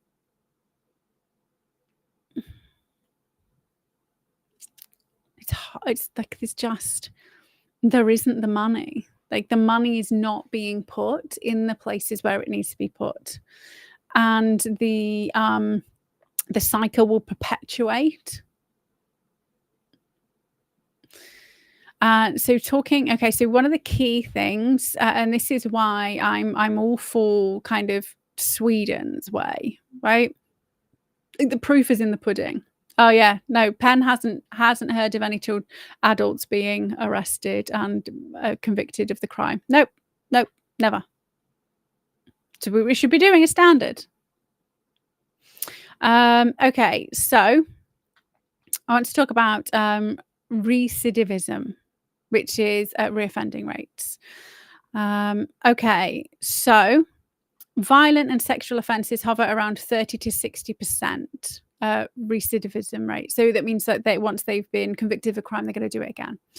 Higher if untreated trauma, right? So 90% identified as having trauma, 30 to 60% will offend again, and more likely to happen if the trauma is not dealt with, right? So we're just going to focus on the violent ones. Okay, so UK, so England and Wales, because Scotland and Northern Ireland are different. So England and Wales, we have 60 to 70% reoffending rates for the big crimes, right? So this is like violence, sexual offences, like the big crimes, not like theft and stuff like that. Down from 1 to 4%, down 1 to 4% from 2022, higher for ethnic minorities. So Black youth is 35% more likely than, but that again, so it's the environment, the home that they go into. So USA, 70 to 80% reoffending rates. Ohio, there is a huge state variance though. Ohio is 50%, New York 30 to 40%, but there has been a 75% decline in youth arrests. And obviously back in fricking the Biden era, people were not getting arrested at all whatsoever, and if they were getting arrested, they were getting let out again. So sadly, the statistics from America are very difficult to... I mean, but what have we seen in the UK is they've not been arresting people either. So in Sweden, 20 to 25%.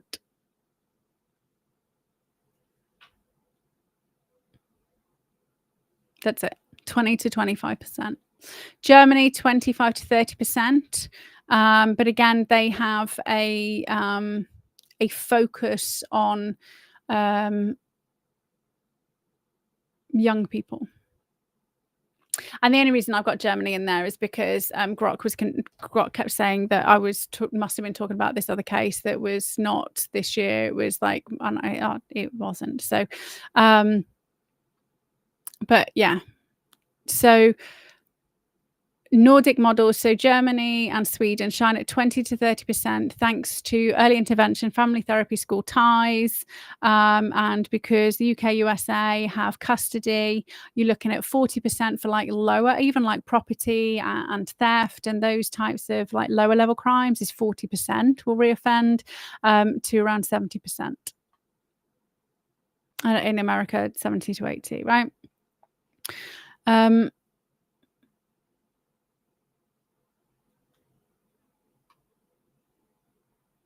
What's this one for? Yeah.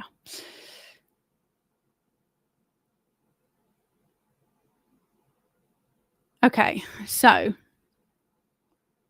first question we should ever ask when we see a child commit a crime, or even just something which children shouldn't be doing, i.e. hitting, biting, punching, like any of those things, is who's doing it to the child, or which family is being negligent and allowing their child to access media which is desensitizing them to these things, right? So there's a reason why 5-year-old children should not be watching 18s, right? It's and you shouldn't be getting, 18 computer games for 10-year-olds. There's a reason. And actually, I watched something the other day that was supposed to be a PG, and I was horrified that it was a PG. So PG is age 12, isn't it? It's parental guidance. So under over age 12 without parental guidance, and I was just like, this should be a 15. Like easily should be a fucking 15. It's just different. We've just desensitized children to the nth degree. Okay, so a little bit of water, and then we'll get on to China. China.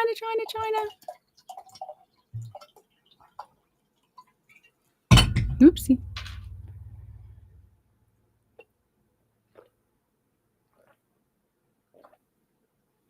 Okay. So hopefully you've all seen what's been going on in the news with regards to the China stuff, and I don't have to cover it.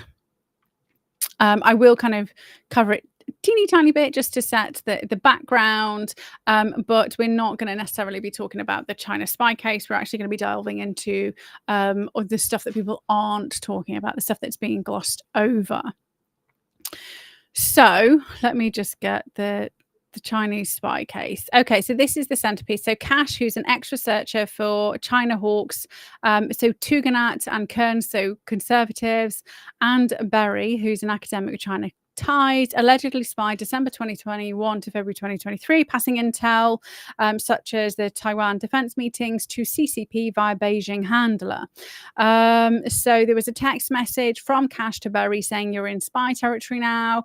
They were arrested March 2023 amid counter-terrorism ops, charged April 2024. The trial collapsed September 2025. The government witness statement from MI5 DMO deemed insufficient to prove China's prejudicial threat.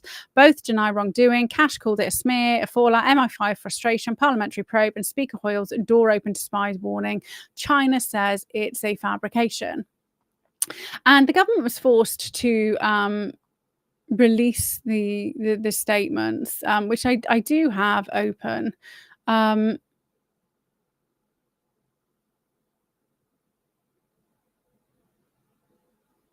So Tom Tugendhat was being spied on because he may become, this is what it says, like one of the statements here, may become a minister of a department that has a significant role in shaping the UK's China policy. And this would have therefore allowed China to ascertain the possible direction of the UK government, particularly on China-related issues. But obviously, there's nothing to see here, nothing to see here.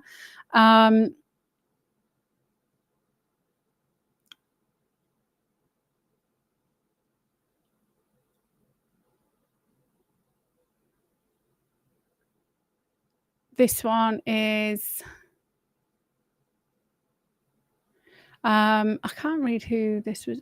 Matthew Collins, CBE. He says China is an authoritarian state with different values to the UK. This presents challenges for both the UK and our allies. China and the UK both benefit from bilateral trade and investment, but China also presents the biggest state-based threat to the UK's economic security. And he was the Deputy National Security Advisor for Intelligence, Defence and Security in the Cabinet Office. So he says China was a threat. And then he was interviewed again, and he said the Chinese intelligence services are highly capable and conduct large-scale espionage operations against the UK to advise the Chinese state interests and harm. Oh, sorry, I'm not sharing these, am I? I mean, you probably won't be able to read it, to be fair, because it's quite difficult to see. It's quite grainy. So these are the actual, I'm reading the actual statements, by the way. So I'm reading this bit here. As I said in my first statement, the Chinese intelligence service are highly capable and conduct large-scale espionage operations against the UK to advance the Chinese state's interests and harm the interests and security of the UK. China espionage operations threaten the UK's economic prosperity and resilience and the integrity of our democratic institutions. The Chinese intelligence services are interested in acquiring information from a number of sources, including policymakers, government staff, and democratic institutions, are able to act opportunistically to gather all information they can, including unclassified information, to help them build a more coherent intelligence picture that can be used in advance China's strategic interests. These espionage operations have been persistent and increasingly more covert to avoid detection. And between 2021 and 2023, the UK government publicly articulated a number of concerns about the long-term strategic challenge that China poses to the UK under the Chinese authorities, including the increased Chinese espionage threat posed by the UK.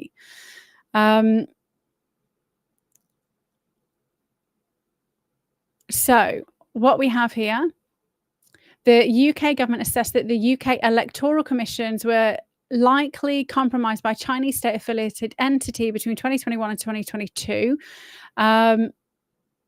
Secondly, the UK government identified Chinese state-affiliated Advanced Persistent Threat Group 31, APT31, as almost certainly responsible for online reconnaissance activity against UK parliamentarians' emails during a separate campaign in 2021.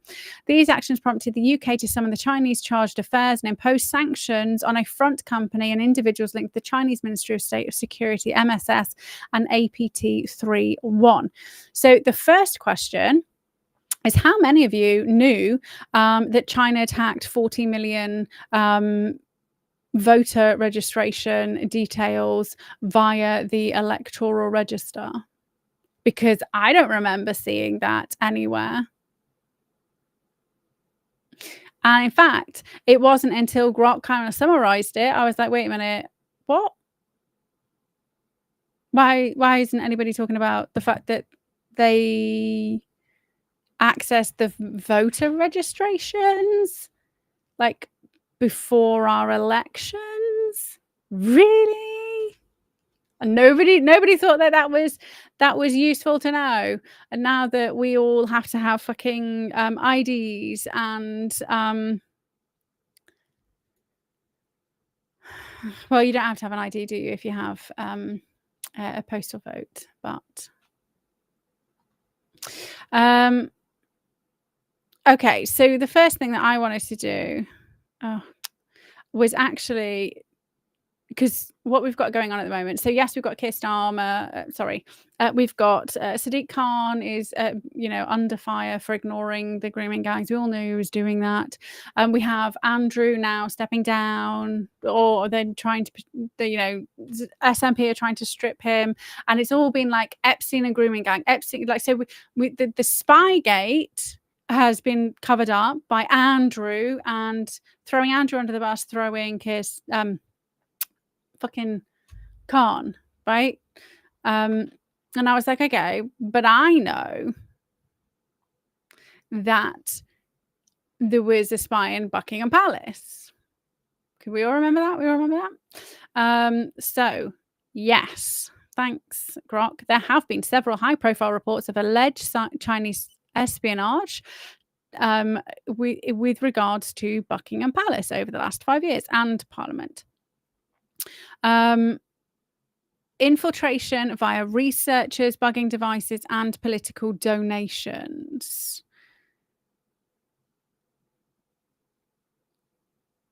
Okay, so Prince Andrew, he had interactions with the alleged spy master Kai Kui, who's a senior Chinese Communist Party official.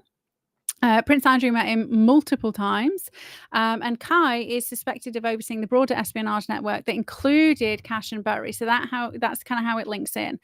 This has fueled speculation that Andrew's meeting with Kai 2018-2019, remember those dates, 2018-2019, may have provided unwitting access or cover for operations near royal sites like Buckingham Palace.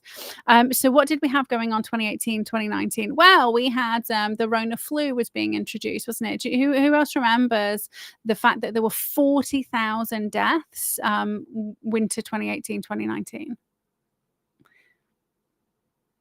Like in the space of weeks from the flu, right? And then 2019, we had popcorn lung.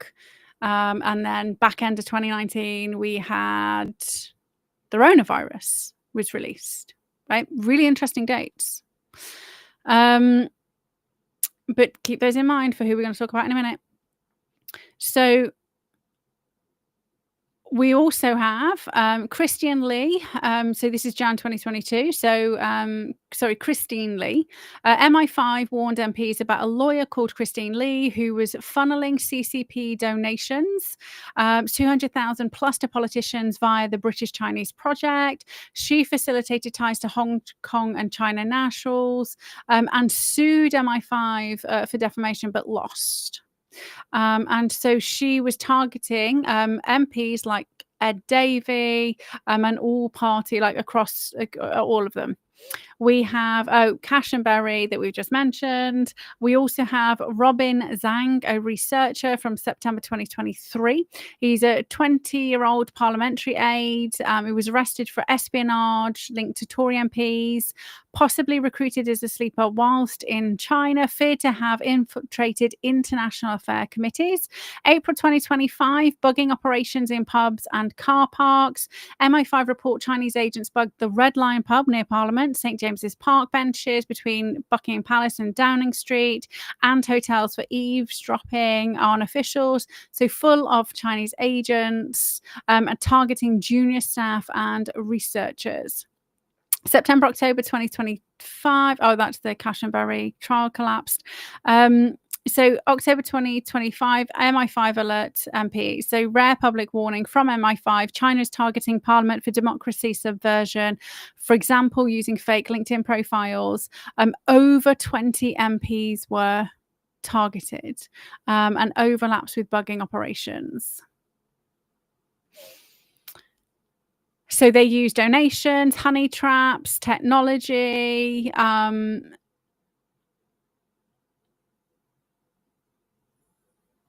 So Andrew. He's been under fire for China ties since 2023. No direct involvement in the Cash and Bury, but he has had meetings with Kai, who again is the alleged CCP spy master. Direct links. So Andrew's close confidant, Yang Tengbo, 2022-2023, aged around 50. He was the co-founder of Pitch and Palace, a China business pitch platform.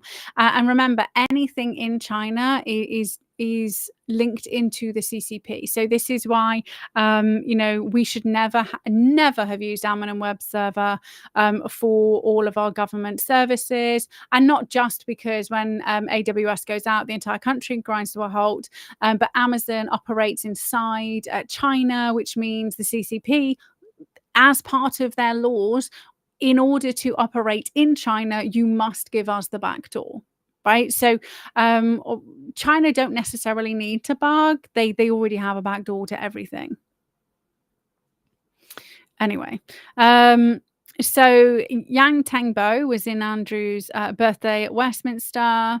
He was banned from the UK in 2023 as a national security risk, right? So Prince Andrew is harboring fucking national security risk Chinese spies, and there was another Chinese spy, and it was with the Queen. I'm sure it was the Queen's. One of the AIDS. I don't mean AIDS like the disease. I mean like somebody was kind of like helping.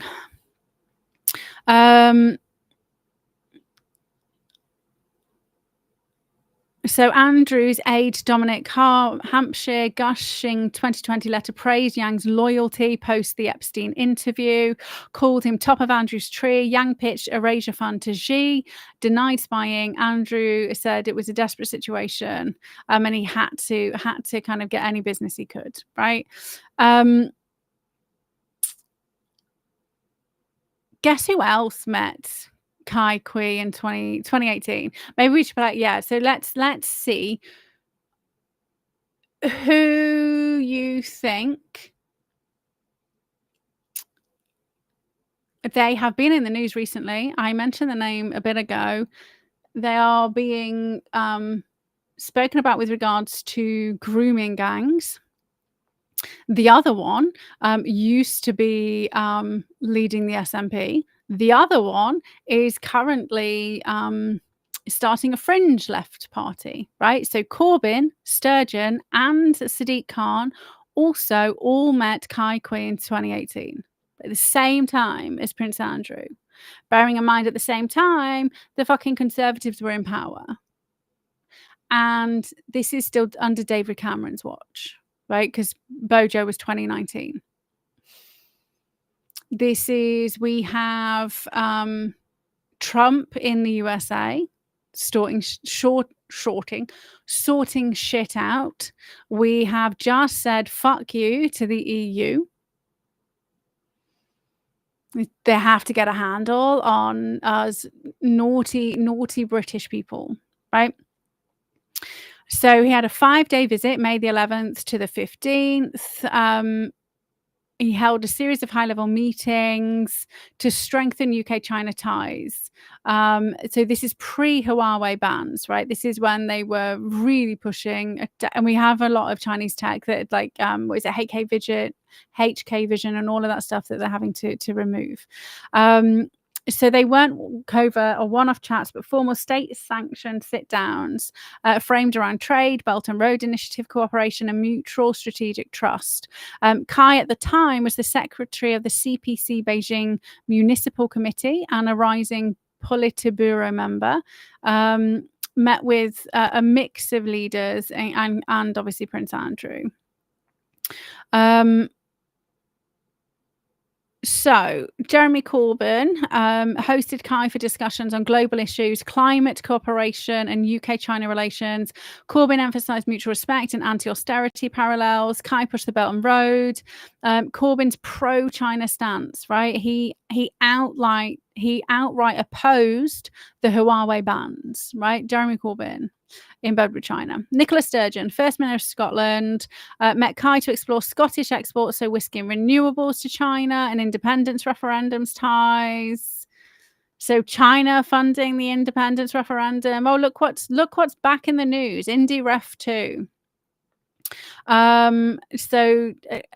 She highlighted progressive alignment. Kai offered investment pledges. Sturgeon's office framed it as economic diplomacy.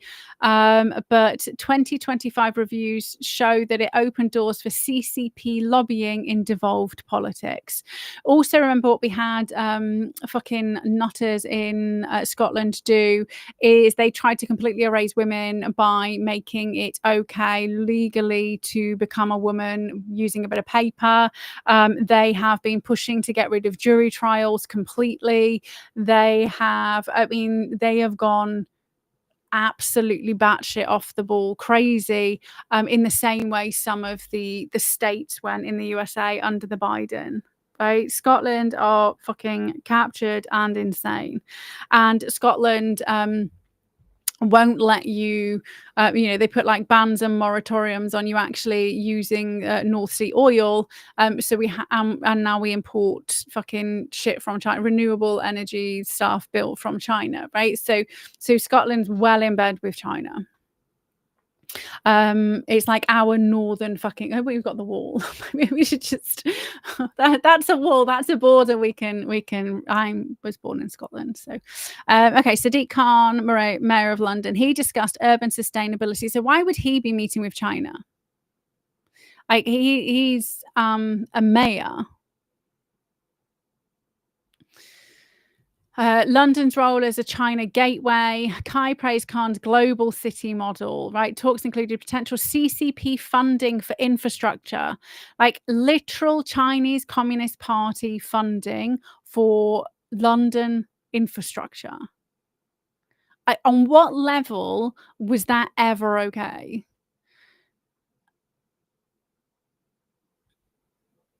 We're going to let the Chinese Communist Party... Like that was just insane.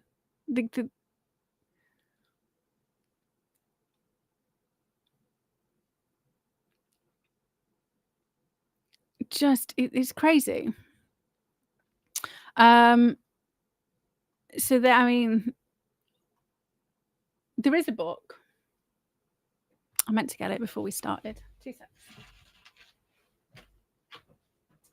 There's a book. There's always a book.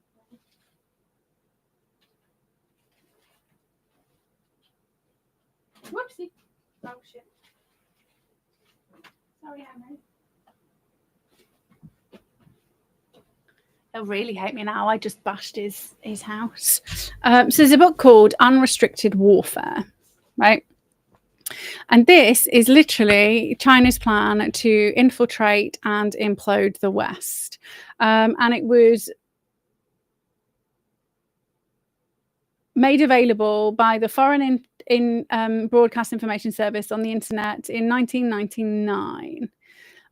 It's China's master pro plan to destroy America. And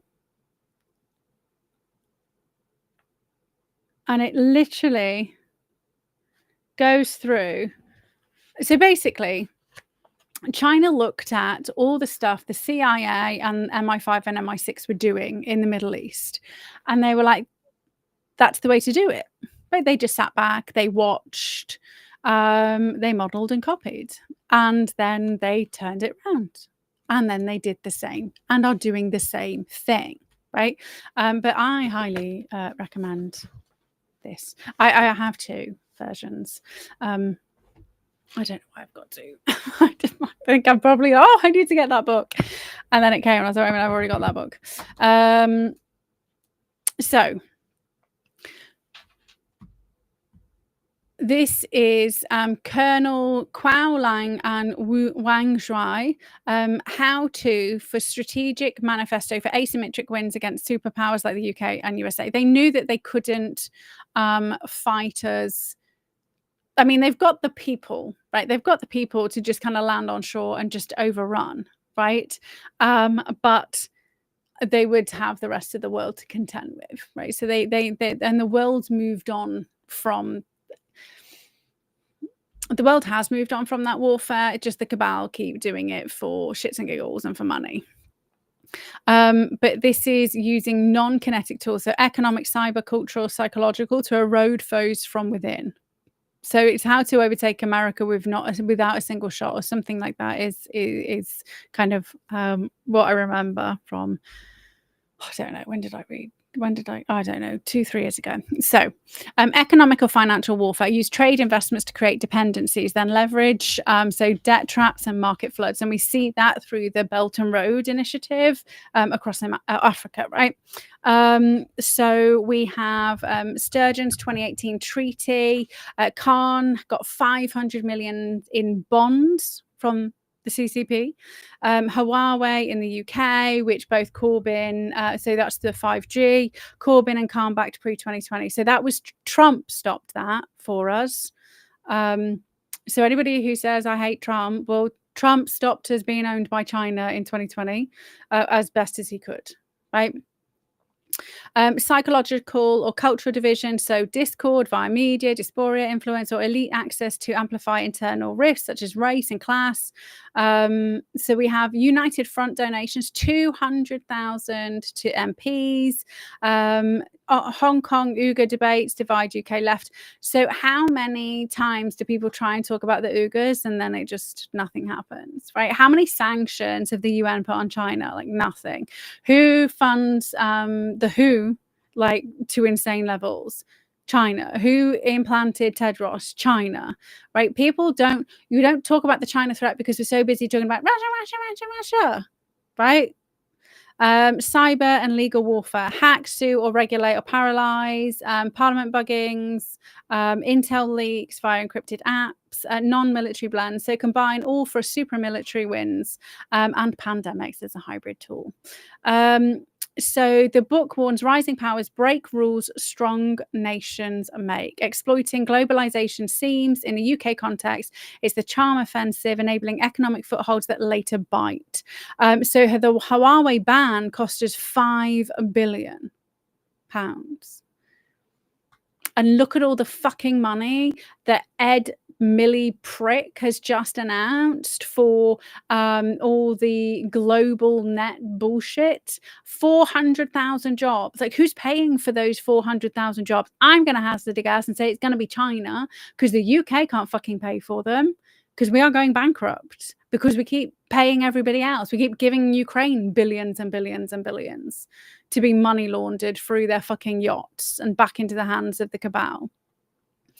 So obviously we all live through fucking China lockdowns and the WHO and COVID and all of that fucking shit. So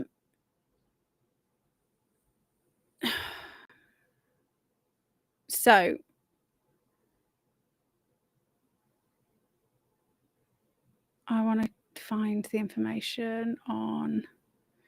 So okay, so this is what they modeled and copied. So in this is MI6 CIA, right?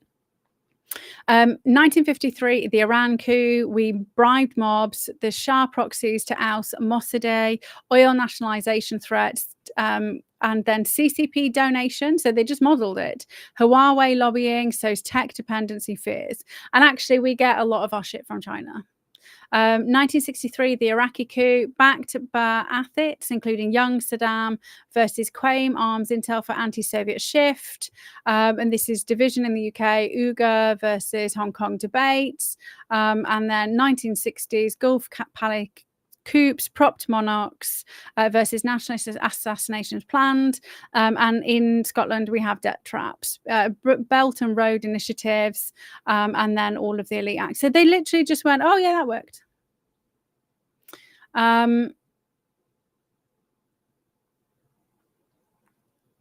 So we 100% have a Russian distraction. We also have to remember that the British Empire waged war on China in the 1800s, and we had the Opium Wars, and we flooded China full of opium, and obviously China's doing the same thing through the back door with fentanyl. Kind of stopped quite a lot of it coming into America, but it is in the UK. I didn't realize how bad it was in the UK.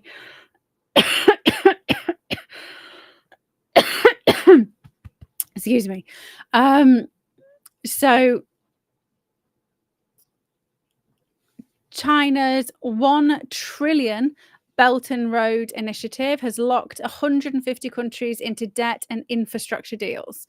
So in this very same way the IMF does, China's done it on its own. So our money has locked down 150 countries, right? So what we're buying from China is putting the entire world in a prison.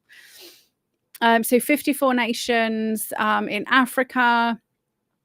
Then we have so China dominant. So 50% of owns 50% of Africa's infrastructure.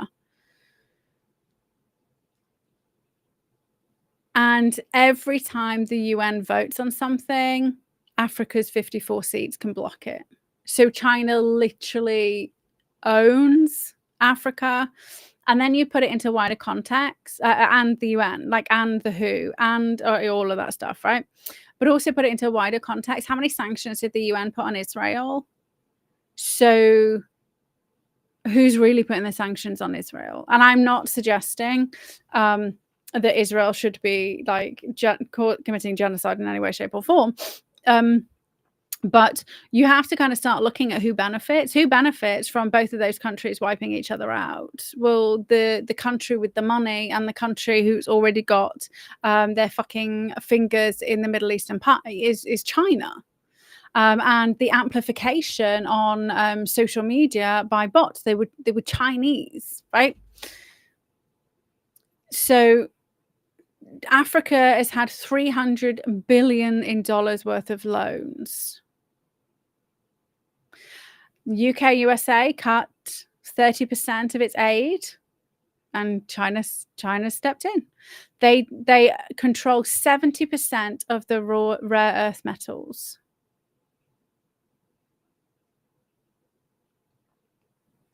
Trump's just done a deal with Australia, but China has owned 70% of the rare earth metals. The Middle East, 200 billion Belt and Road Initiative. So Saudi, Smart City, Iran had a $400 billion oil deal in 2021. UAE got the Jebel Ali port. 45% of GCC is Chinese solar panels. So China has access to and locked in 35% of the oil. And it's bypassed Iran's sanctions because it just goes through and round, right? So we have all the Suez, the Red Sea, all of those things. That's what Trump was kind of taking control of.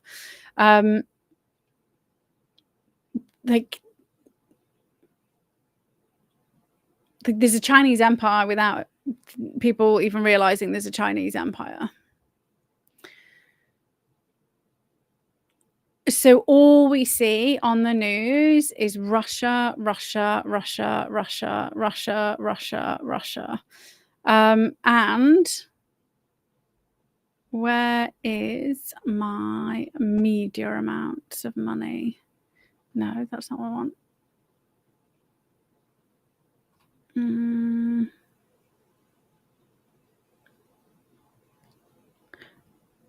Oh yeah, that was the hack. What other hacks? Oh, so we'll do money. So other confirmed Chinese cyber attacks 2020 to 2025.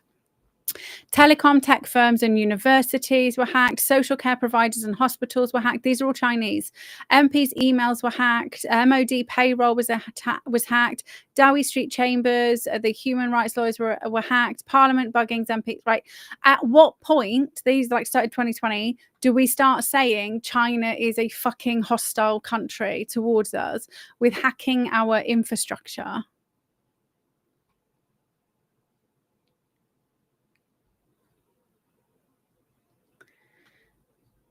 Okay, so no, we don't need that. Here we go. I'm trying to find the one. I'm sure I asked how much money was given to media. I don't know. Okay, so headlines are raging over the fact that Starmer blocked it or didn't block it and all of that shit, right? They're ignoring the 1 trillion economic hit. They're ignoring the fentanyl. They're ignoring the fact that the Belt and Road Initiative owns now Africa and the Middle East. And where are the people who are coming to us being flooded from Afghanistan, Syria, Iraq and Iran, who are being funded by China? Who's destroying our country that people aren't paying attention to? China.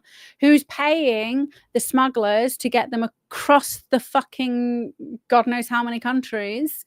China. Who is destroying our infrastructure? China. Who's picking up the pieces? China. Can we start to talk about the fact that China is destroying the UK from the inside and the politicians are fucking siding with them and the royal family are in bed with them? But China, it has already conducted a coup in the United Kingdom and people just didn't fucking realise. I didn't realise the scope.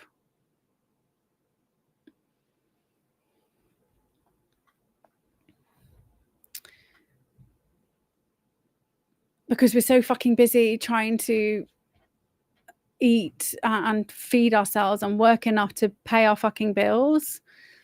Okay, but also we're being distracted. So with just this spy case, we'll go back to the spy case and the things that people aren't talking about on the spy case, right? So what people aren't talking about, the 48 Group Club, right? So this is linked to Jonathan Powell.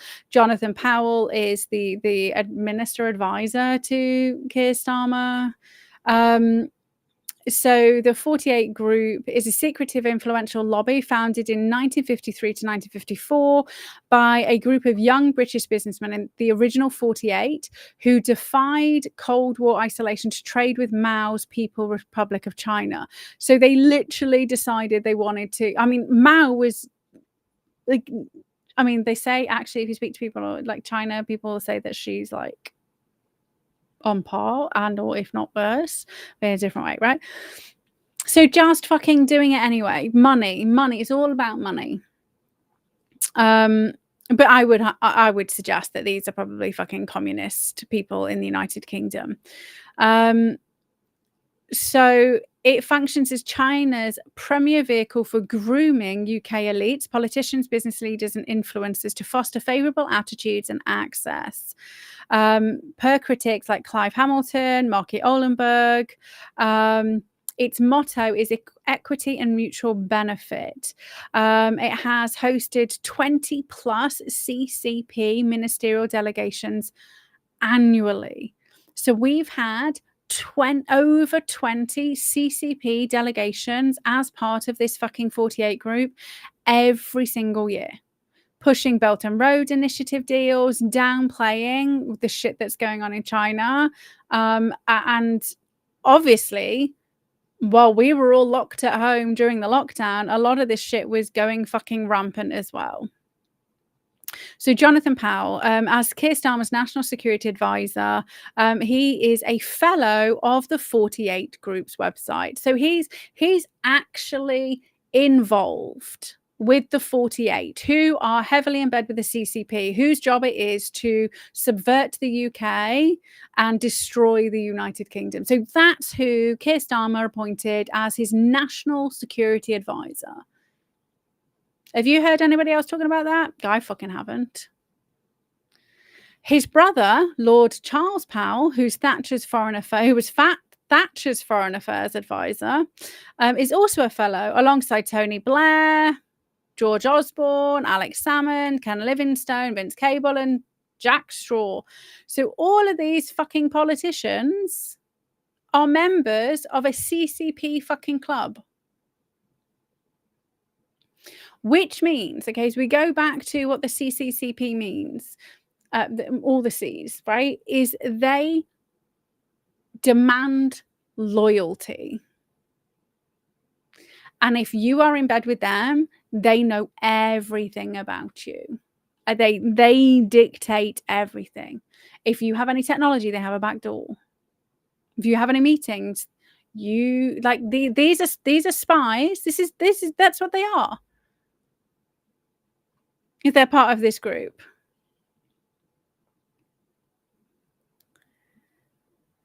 Powell's involvement dates to his Blair-era role in 1997 and the Hong Kong handover negotiations. Of course, China got Hong Kong back because everybody in the fucking government is working for China.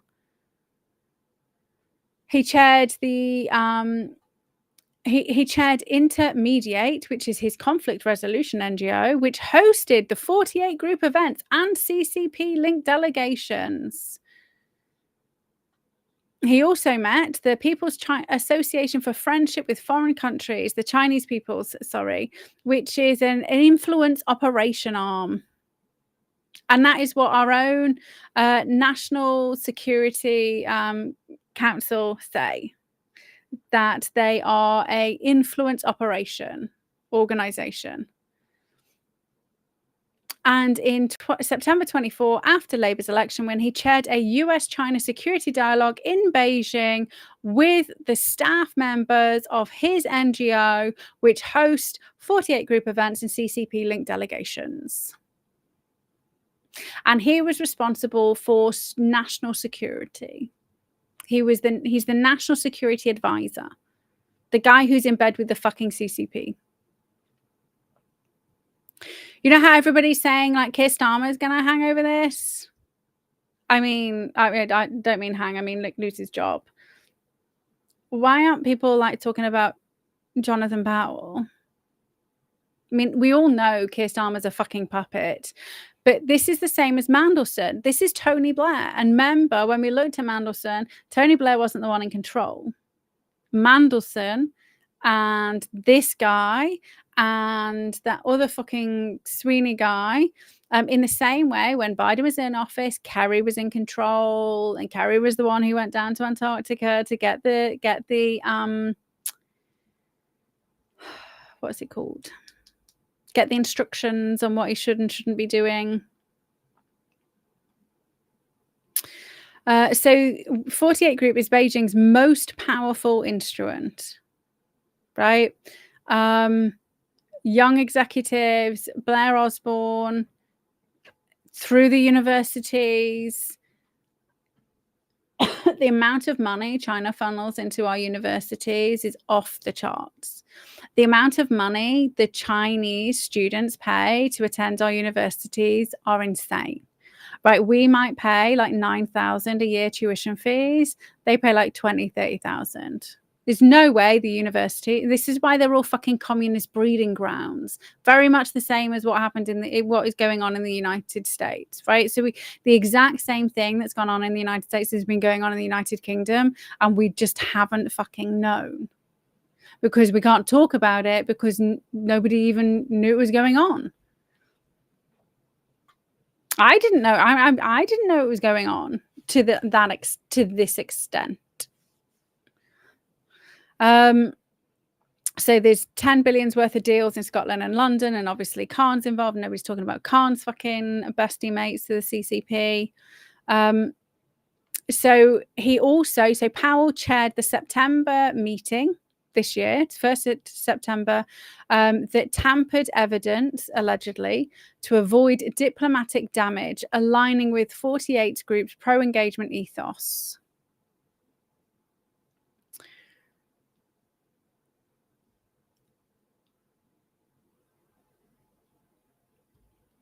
So, but not even that, like the Foreign Office has been completely captured. Allowing Beijing to shape UK decisions via influence operations and economic dependencies. So if we decide that we don't like what they're doing, then China hits back. Look, they crashed our steel. We've got fucking Labour government nationalising everything with no fucking money. Now we've got Rachel Reeves saying we need more money. Where are they going to get the money from? They're going to get it from China. It's the only place they can get the money from. Because the taxpayers don't have any money. All the people who were wealthy have fled the fucking country.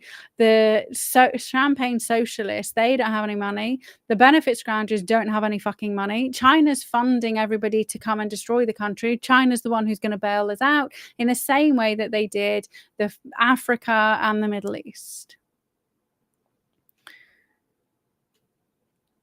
So the Foreign Office, £70 billion worth of trade that we will lose out on if we tell China to go and fucking jump.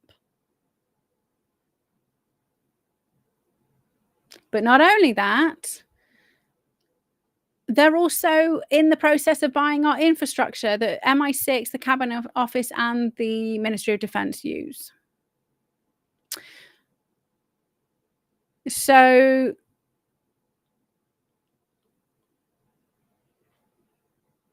the government secure intranet and global switch, which is a data center, was acquired in 2019 by Chinese state-backed consortium with ties to the CCP, which provides cloud storage for sensitive data across MI6, Cabinet Office, and MOD.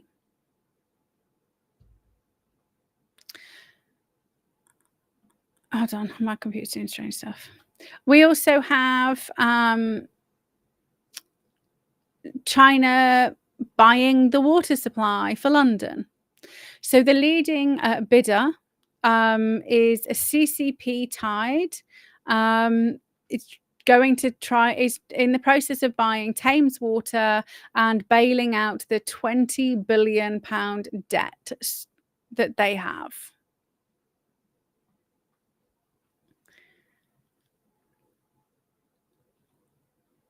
And then obviously they've got this fucking super embassy that they want to open. We have undergone a fucking coup. And now it makes sense how and why Liz Truss was gone so fast.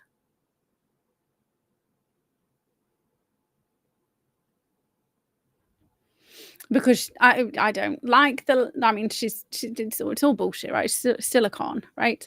Do I trust her? Not at all. However, she was obviously going to do some good, a little bit of good there, that she had to come. I mean, I don't believe any of them, right? But she wasn't going to put us into the fucking debt trap. So we had to have a Labour government in order for them to pull this off. And they would have pulled it off faster had we not. And also we've been stranglehold over Brexit. Now they're blaming Brexit for the reason why we've got no money, right? That's coming back around again. Let's not forget that the reason why we're so fucked is because the EU refused to trade with us. They blocked companies from bringing trading goods. I know business owners who had factories in the United Kingdom for decades, and they traded with it's one specific one, like a specific example. They partnered with a factory in Germany, and they could not get the part. So basically, Germany did the parts, they created the thing, and then they both profited it, right? It was some engineering something or other. So Germany could not get the parts out.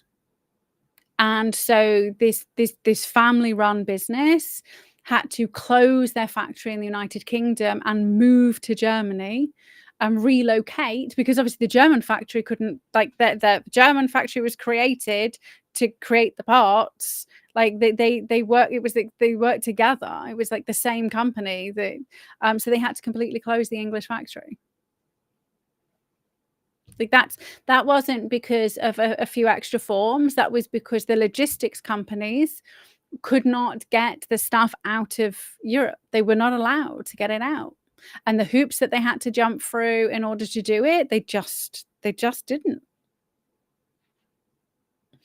So Brexit didn't kill us.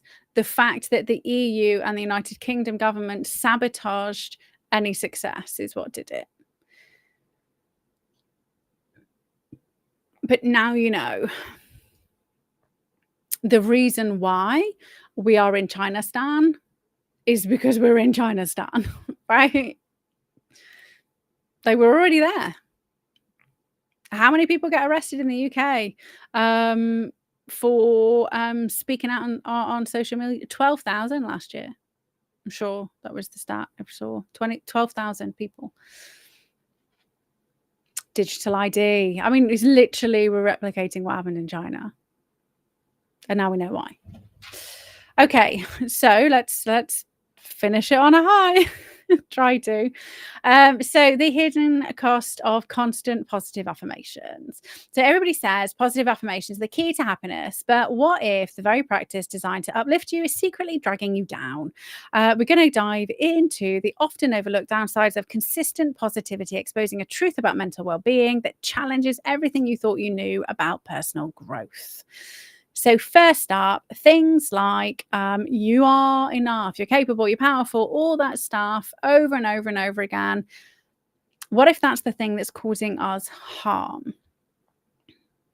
We are going to caveat and we're going to dive into it.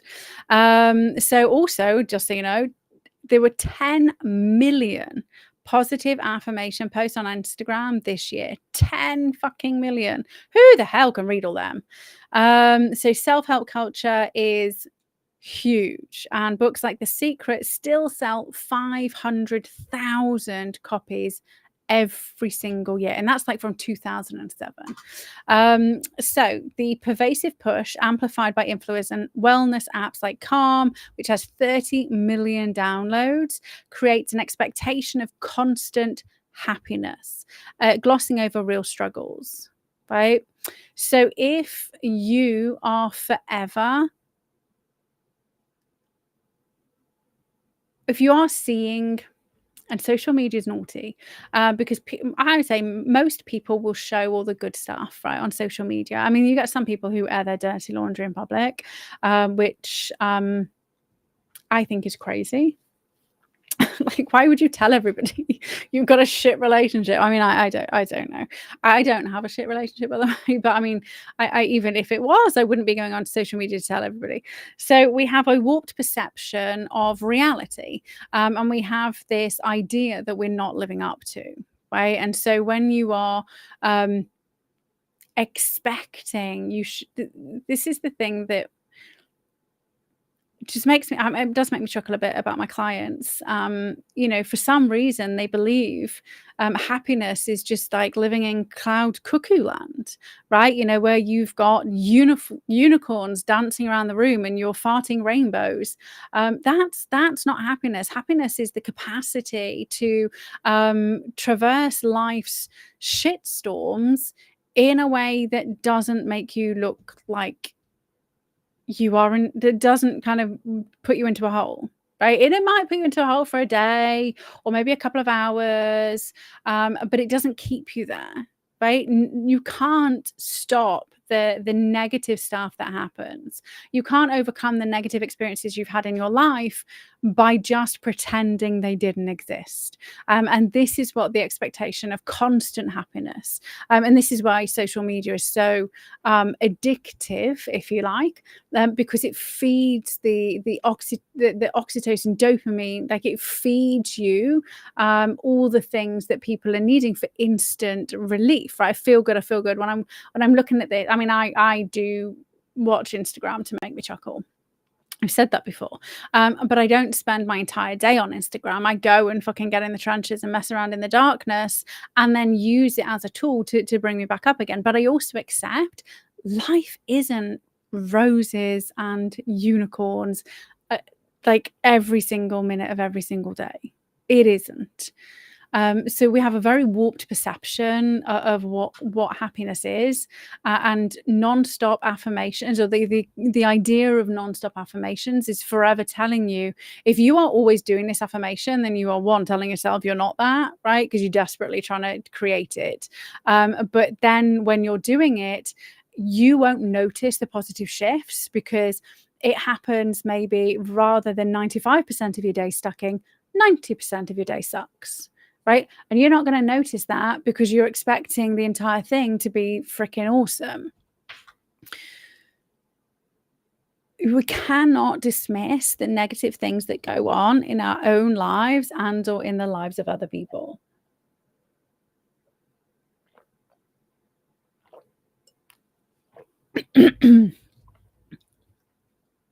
Sorry. So a 2021 study found that suppressing negative emotions to maintain positivity increases stress and lowers emotional well-being. Toxic positivity distracts from real emotional processing. When you are just doing affirmations and you are ignoring the shit that's going on in your life, you are never understanding it, working through it, evolving and releasing it. It just stays there. You just throw it down until the day it decides it's going to come and bite you in the ass. And then quite often it's too late.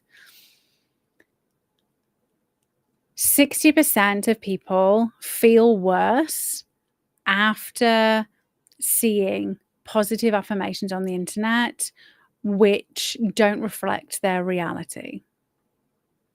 It also triggers something called cognitive dissonance. So if you are using an affirmation like "I'm successful" and you are looking around you, you are not successful in any way, shape, or form. I say it triggers you like your bullshit button. Is that's what's going on in the back of your mind. Your mind's going, "Oh, that's not fucking true. Actually, you're really shit at this. Actually, you're really shit at this." And then what happens is, if you are really having a crappy time, is that you will have more you will lower your self-perception and have a lower mood, right? It's gonna make you worse. It makes you more inadequate than what you were before. So the Wood study from 2009 showed that low self-esteem participants reported increased anxiety and lower mood post-affirmation, because their reality contradicts the mantra. And a 2016 meta-analysis in the Journal of Counseling Psychology confirmed that affirmations backfire for 30% of low self-esteem individuals, amplifying self-doubt. So it's not just if you've experienced that, you're not unique, right? You're just human, and you are in an emotional space where solid and strong affirmations about where you want your life to be, it's just not there. You can't do it yet. You have to find something that's a little bit ahead of where you want to be, but not so far out of reach that your brain goes, well, that's not fucking true. It also sidesteps problem solving. So this comes back to your prefrontal cortex, your capacity to reason, to think, to do all of those things. So if you are completely ignoring the shitstorm that you've experienced in your life and you're pretending your life is amazing, you're not dealing with the shitstorm. So you're never going to learn to resolve the issues. You're never going to grow. You're not going to increase your intelligence. You're not going to do anything that's going to positively influence your life. And you're going to absolutely feel worse. Suppressing negative emotions for affirmations reduced problem-focused coping by 22% because participants avoided addressing the root issue. So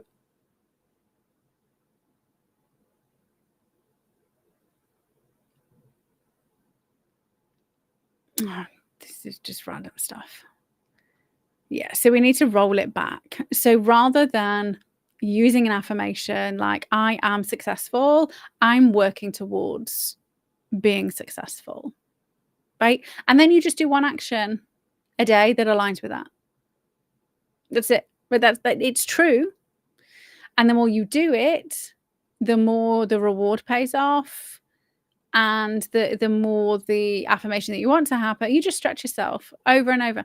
And you can, I mean, with success, you can just redefine what successful means as well. So that's the other thing, is you can redefine it. The other thing you can do is find a time in your life where it was true. This is the secret trick that I say secret trick. This is the trick that I teach all my clients. I say, pick a big fucking affirmation, find a memory when it was true, hone in on that memory every single time you say it, and that emotion every single time you say it. And then what that does is it counteracts the bullshit button, but it also primes you for achieving that affirmation far faster than if you roll it back. But if you roll it back, you then have to rely on your logic rather than your capacity to be propelled forward because of your emotions. But if you haven't had an experience of that in your past, say if you're experiencing financial difficulties, if you've never been financially stable, you couldn't use that technique because it's not true.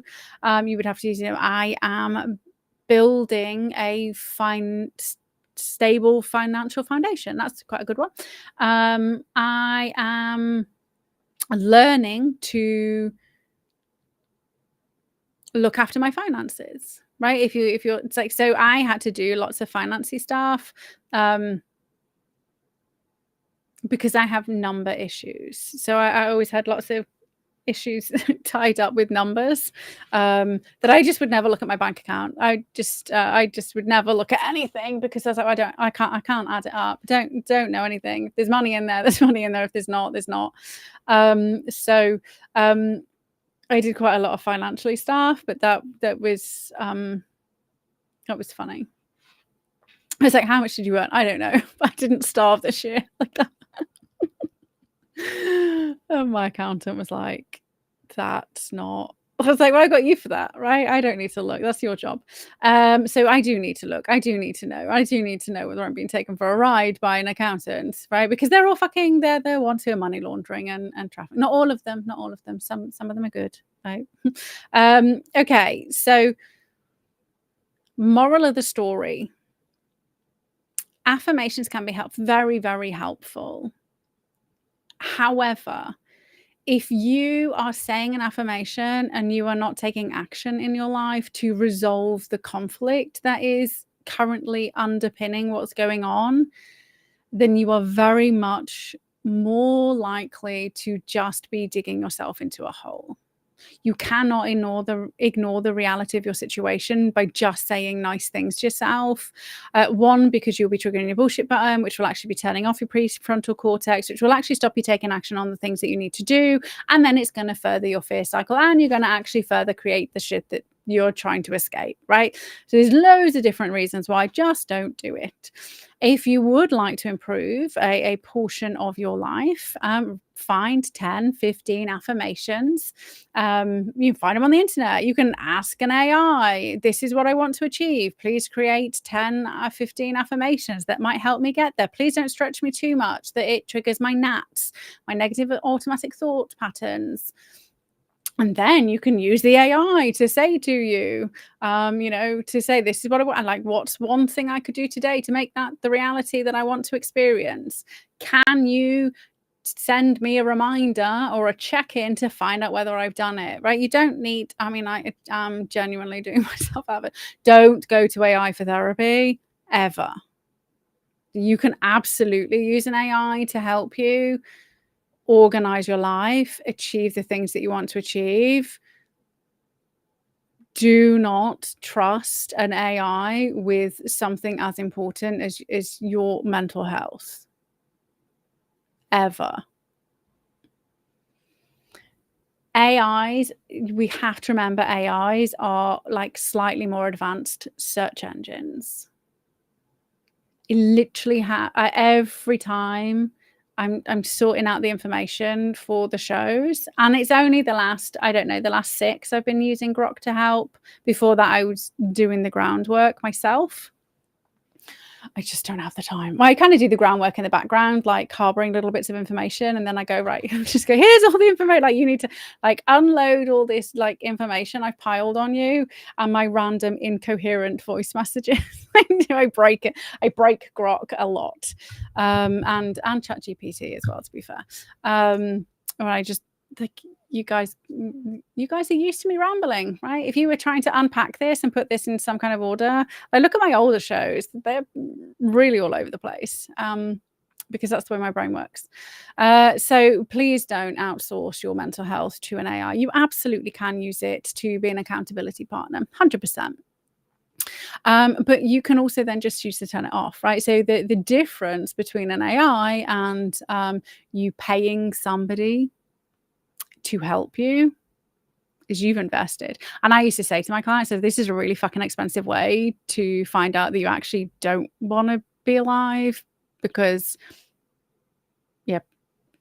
like, you've paid me. like this is a really expensive way to find out you don't want to be happy. Like, it's not I'm not going to force you to do it, but you're going to turn up every single week and tell me that you haven't done the things that you've invested to do. That's what you want to do, go for it. You can't ignore me, though. Unfortunately, my clients couldn't ignore me, but that was the benefit.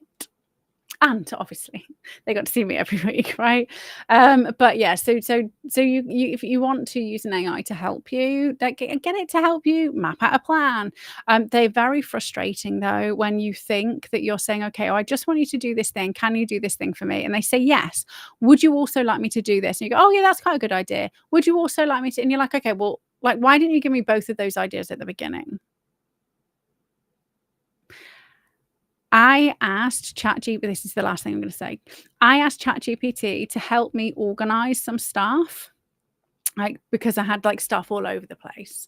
And I was like, these are the themes, these are the kind of like, I can do the work myself. I just don't have 3 weeks to dedicate to doing it. So that's there's speed, right? Supposedly ease and speed. So this is the format. This is what I want. I want these key bits from these documents, all of this together. Can you just put it in a comprehensive document that I can use as a reference document? It's taken me 24 hours of back and forth. They're going, yes, please. Kind of like, that is what I asked you to do. No, I don't need you to do that thing. Can I? Oh, that would have been really handy to know that was a possibility. If you could do that. I didn't know you could do that. That's really useful to know. And still today, right? I thought this thing was done. I messaged ChatGPT and I was like, hey, wait a minute. I was expecting like a link for this, like this PDF that, and it was like, oh no, I need you to confirm. I just need you to confirm this thing. And I was like, oh my God, I've already confirmed like 300 times. Yes, please create this thing. Like, I really want you to. I wasted a day. I just answer the question and then I just go and do some work and I come back to it because I find initially I was naive, and this is why I'm warning you. Initially I was naive and I was like, yes, no, that's fine. Yep. And I was like, this has been like 3 hours of my life and like we haven't moved on anywhere. You just keep telling me what we're doing and then saying, really random. Do you want an affirmation? What was it? What was it wanted to find out if I wanted? This is why it hasn't been done yet. Did I want a Katieism quip in the footnotes? I was like, I don't fucking care. I just want the document. Like, this is like a week ago, I thought I was getting this document of all these really, really important bits of information that I need to have to hand to use to make my life easier. And you're asking me whether I want blush rose gold borders. So it fits I don't fucking care. Just in black and white document. As long as I can read it, I don't get it. It's just for me. But you might decide to use it as a lead. I'm not using it as a lead magnet. It's literally all my information. And it might be useful. You might want to show. I don't want to show off anyone. But what if you have an assistant? My assistant isn't going to be using that piece of information. This is not for an assistant. Like, just have I confirmed it now? Oh, I just need to double. No, ChatGPT, please don't. No. And maybe next week I'll be able to say to you, oh, the kind of PDF document saga, it's still not done. But I don't know. When it's done, it will be useful for me. It will be a working reference document of about 15 different documents that are very important for me to use a business running wise. So it's all my sales and marketing stuff in a really simple, easy to use format that I don't have to keep trying to remember all the information. So kind of like I've done these things to help me, right? So like I do all this stuff to help me. So I've got like really quick, easy stuff that I can use whenever I'm doing a thing, because I don't do sales and marketing as a role. And I was just like, I've spent thousands and thousands and thousands on all of this training, and they all kind of align, but they all do it in slightly different ways. Can you just make it streamlined for me? That's it. That's all I wanted AI to do. That's it. And no, I cannot use it as a lead magnet because it's not my information. I paid for it. I can use it, but I can't sell it. The AI just doesn't seem to understand that. I mean, it's trying to be helpful. I don't know. So on that note, be careful with AI. It may make you more stressed than you thought it might, but it might help you out. So have yourselves an amazing rest of your week. Thank you for joining me on a Tuesday. We'll absolutely be with you on Monday next week, 7 o'clock. Lots and lots of love, and I shall see you again very, very soon. Bye for now.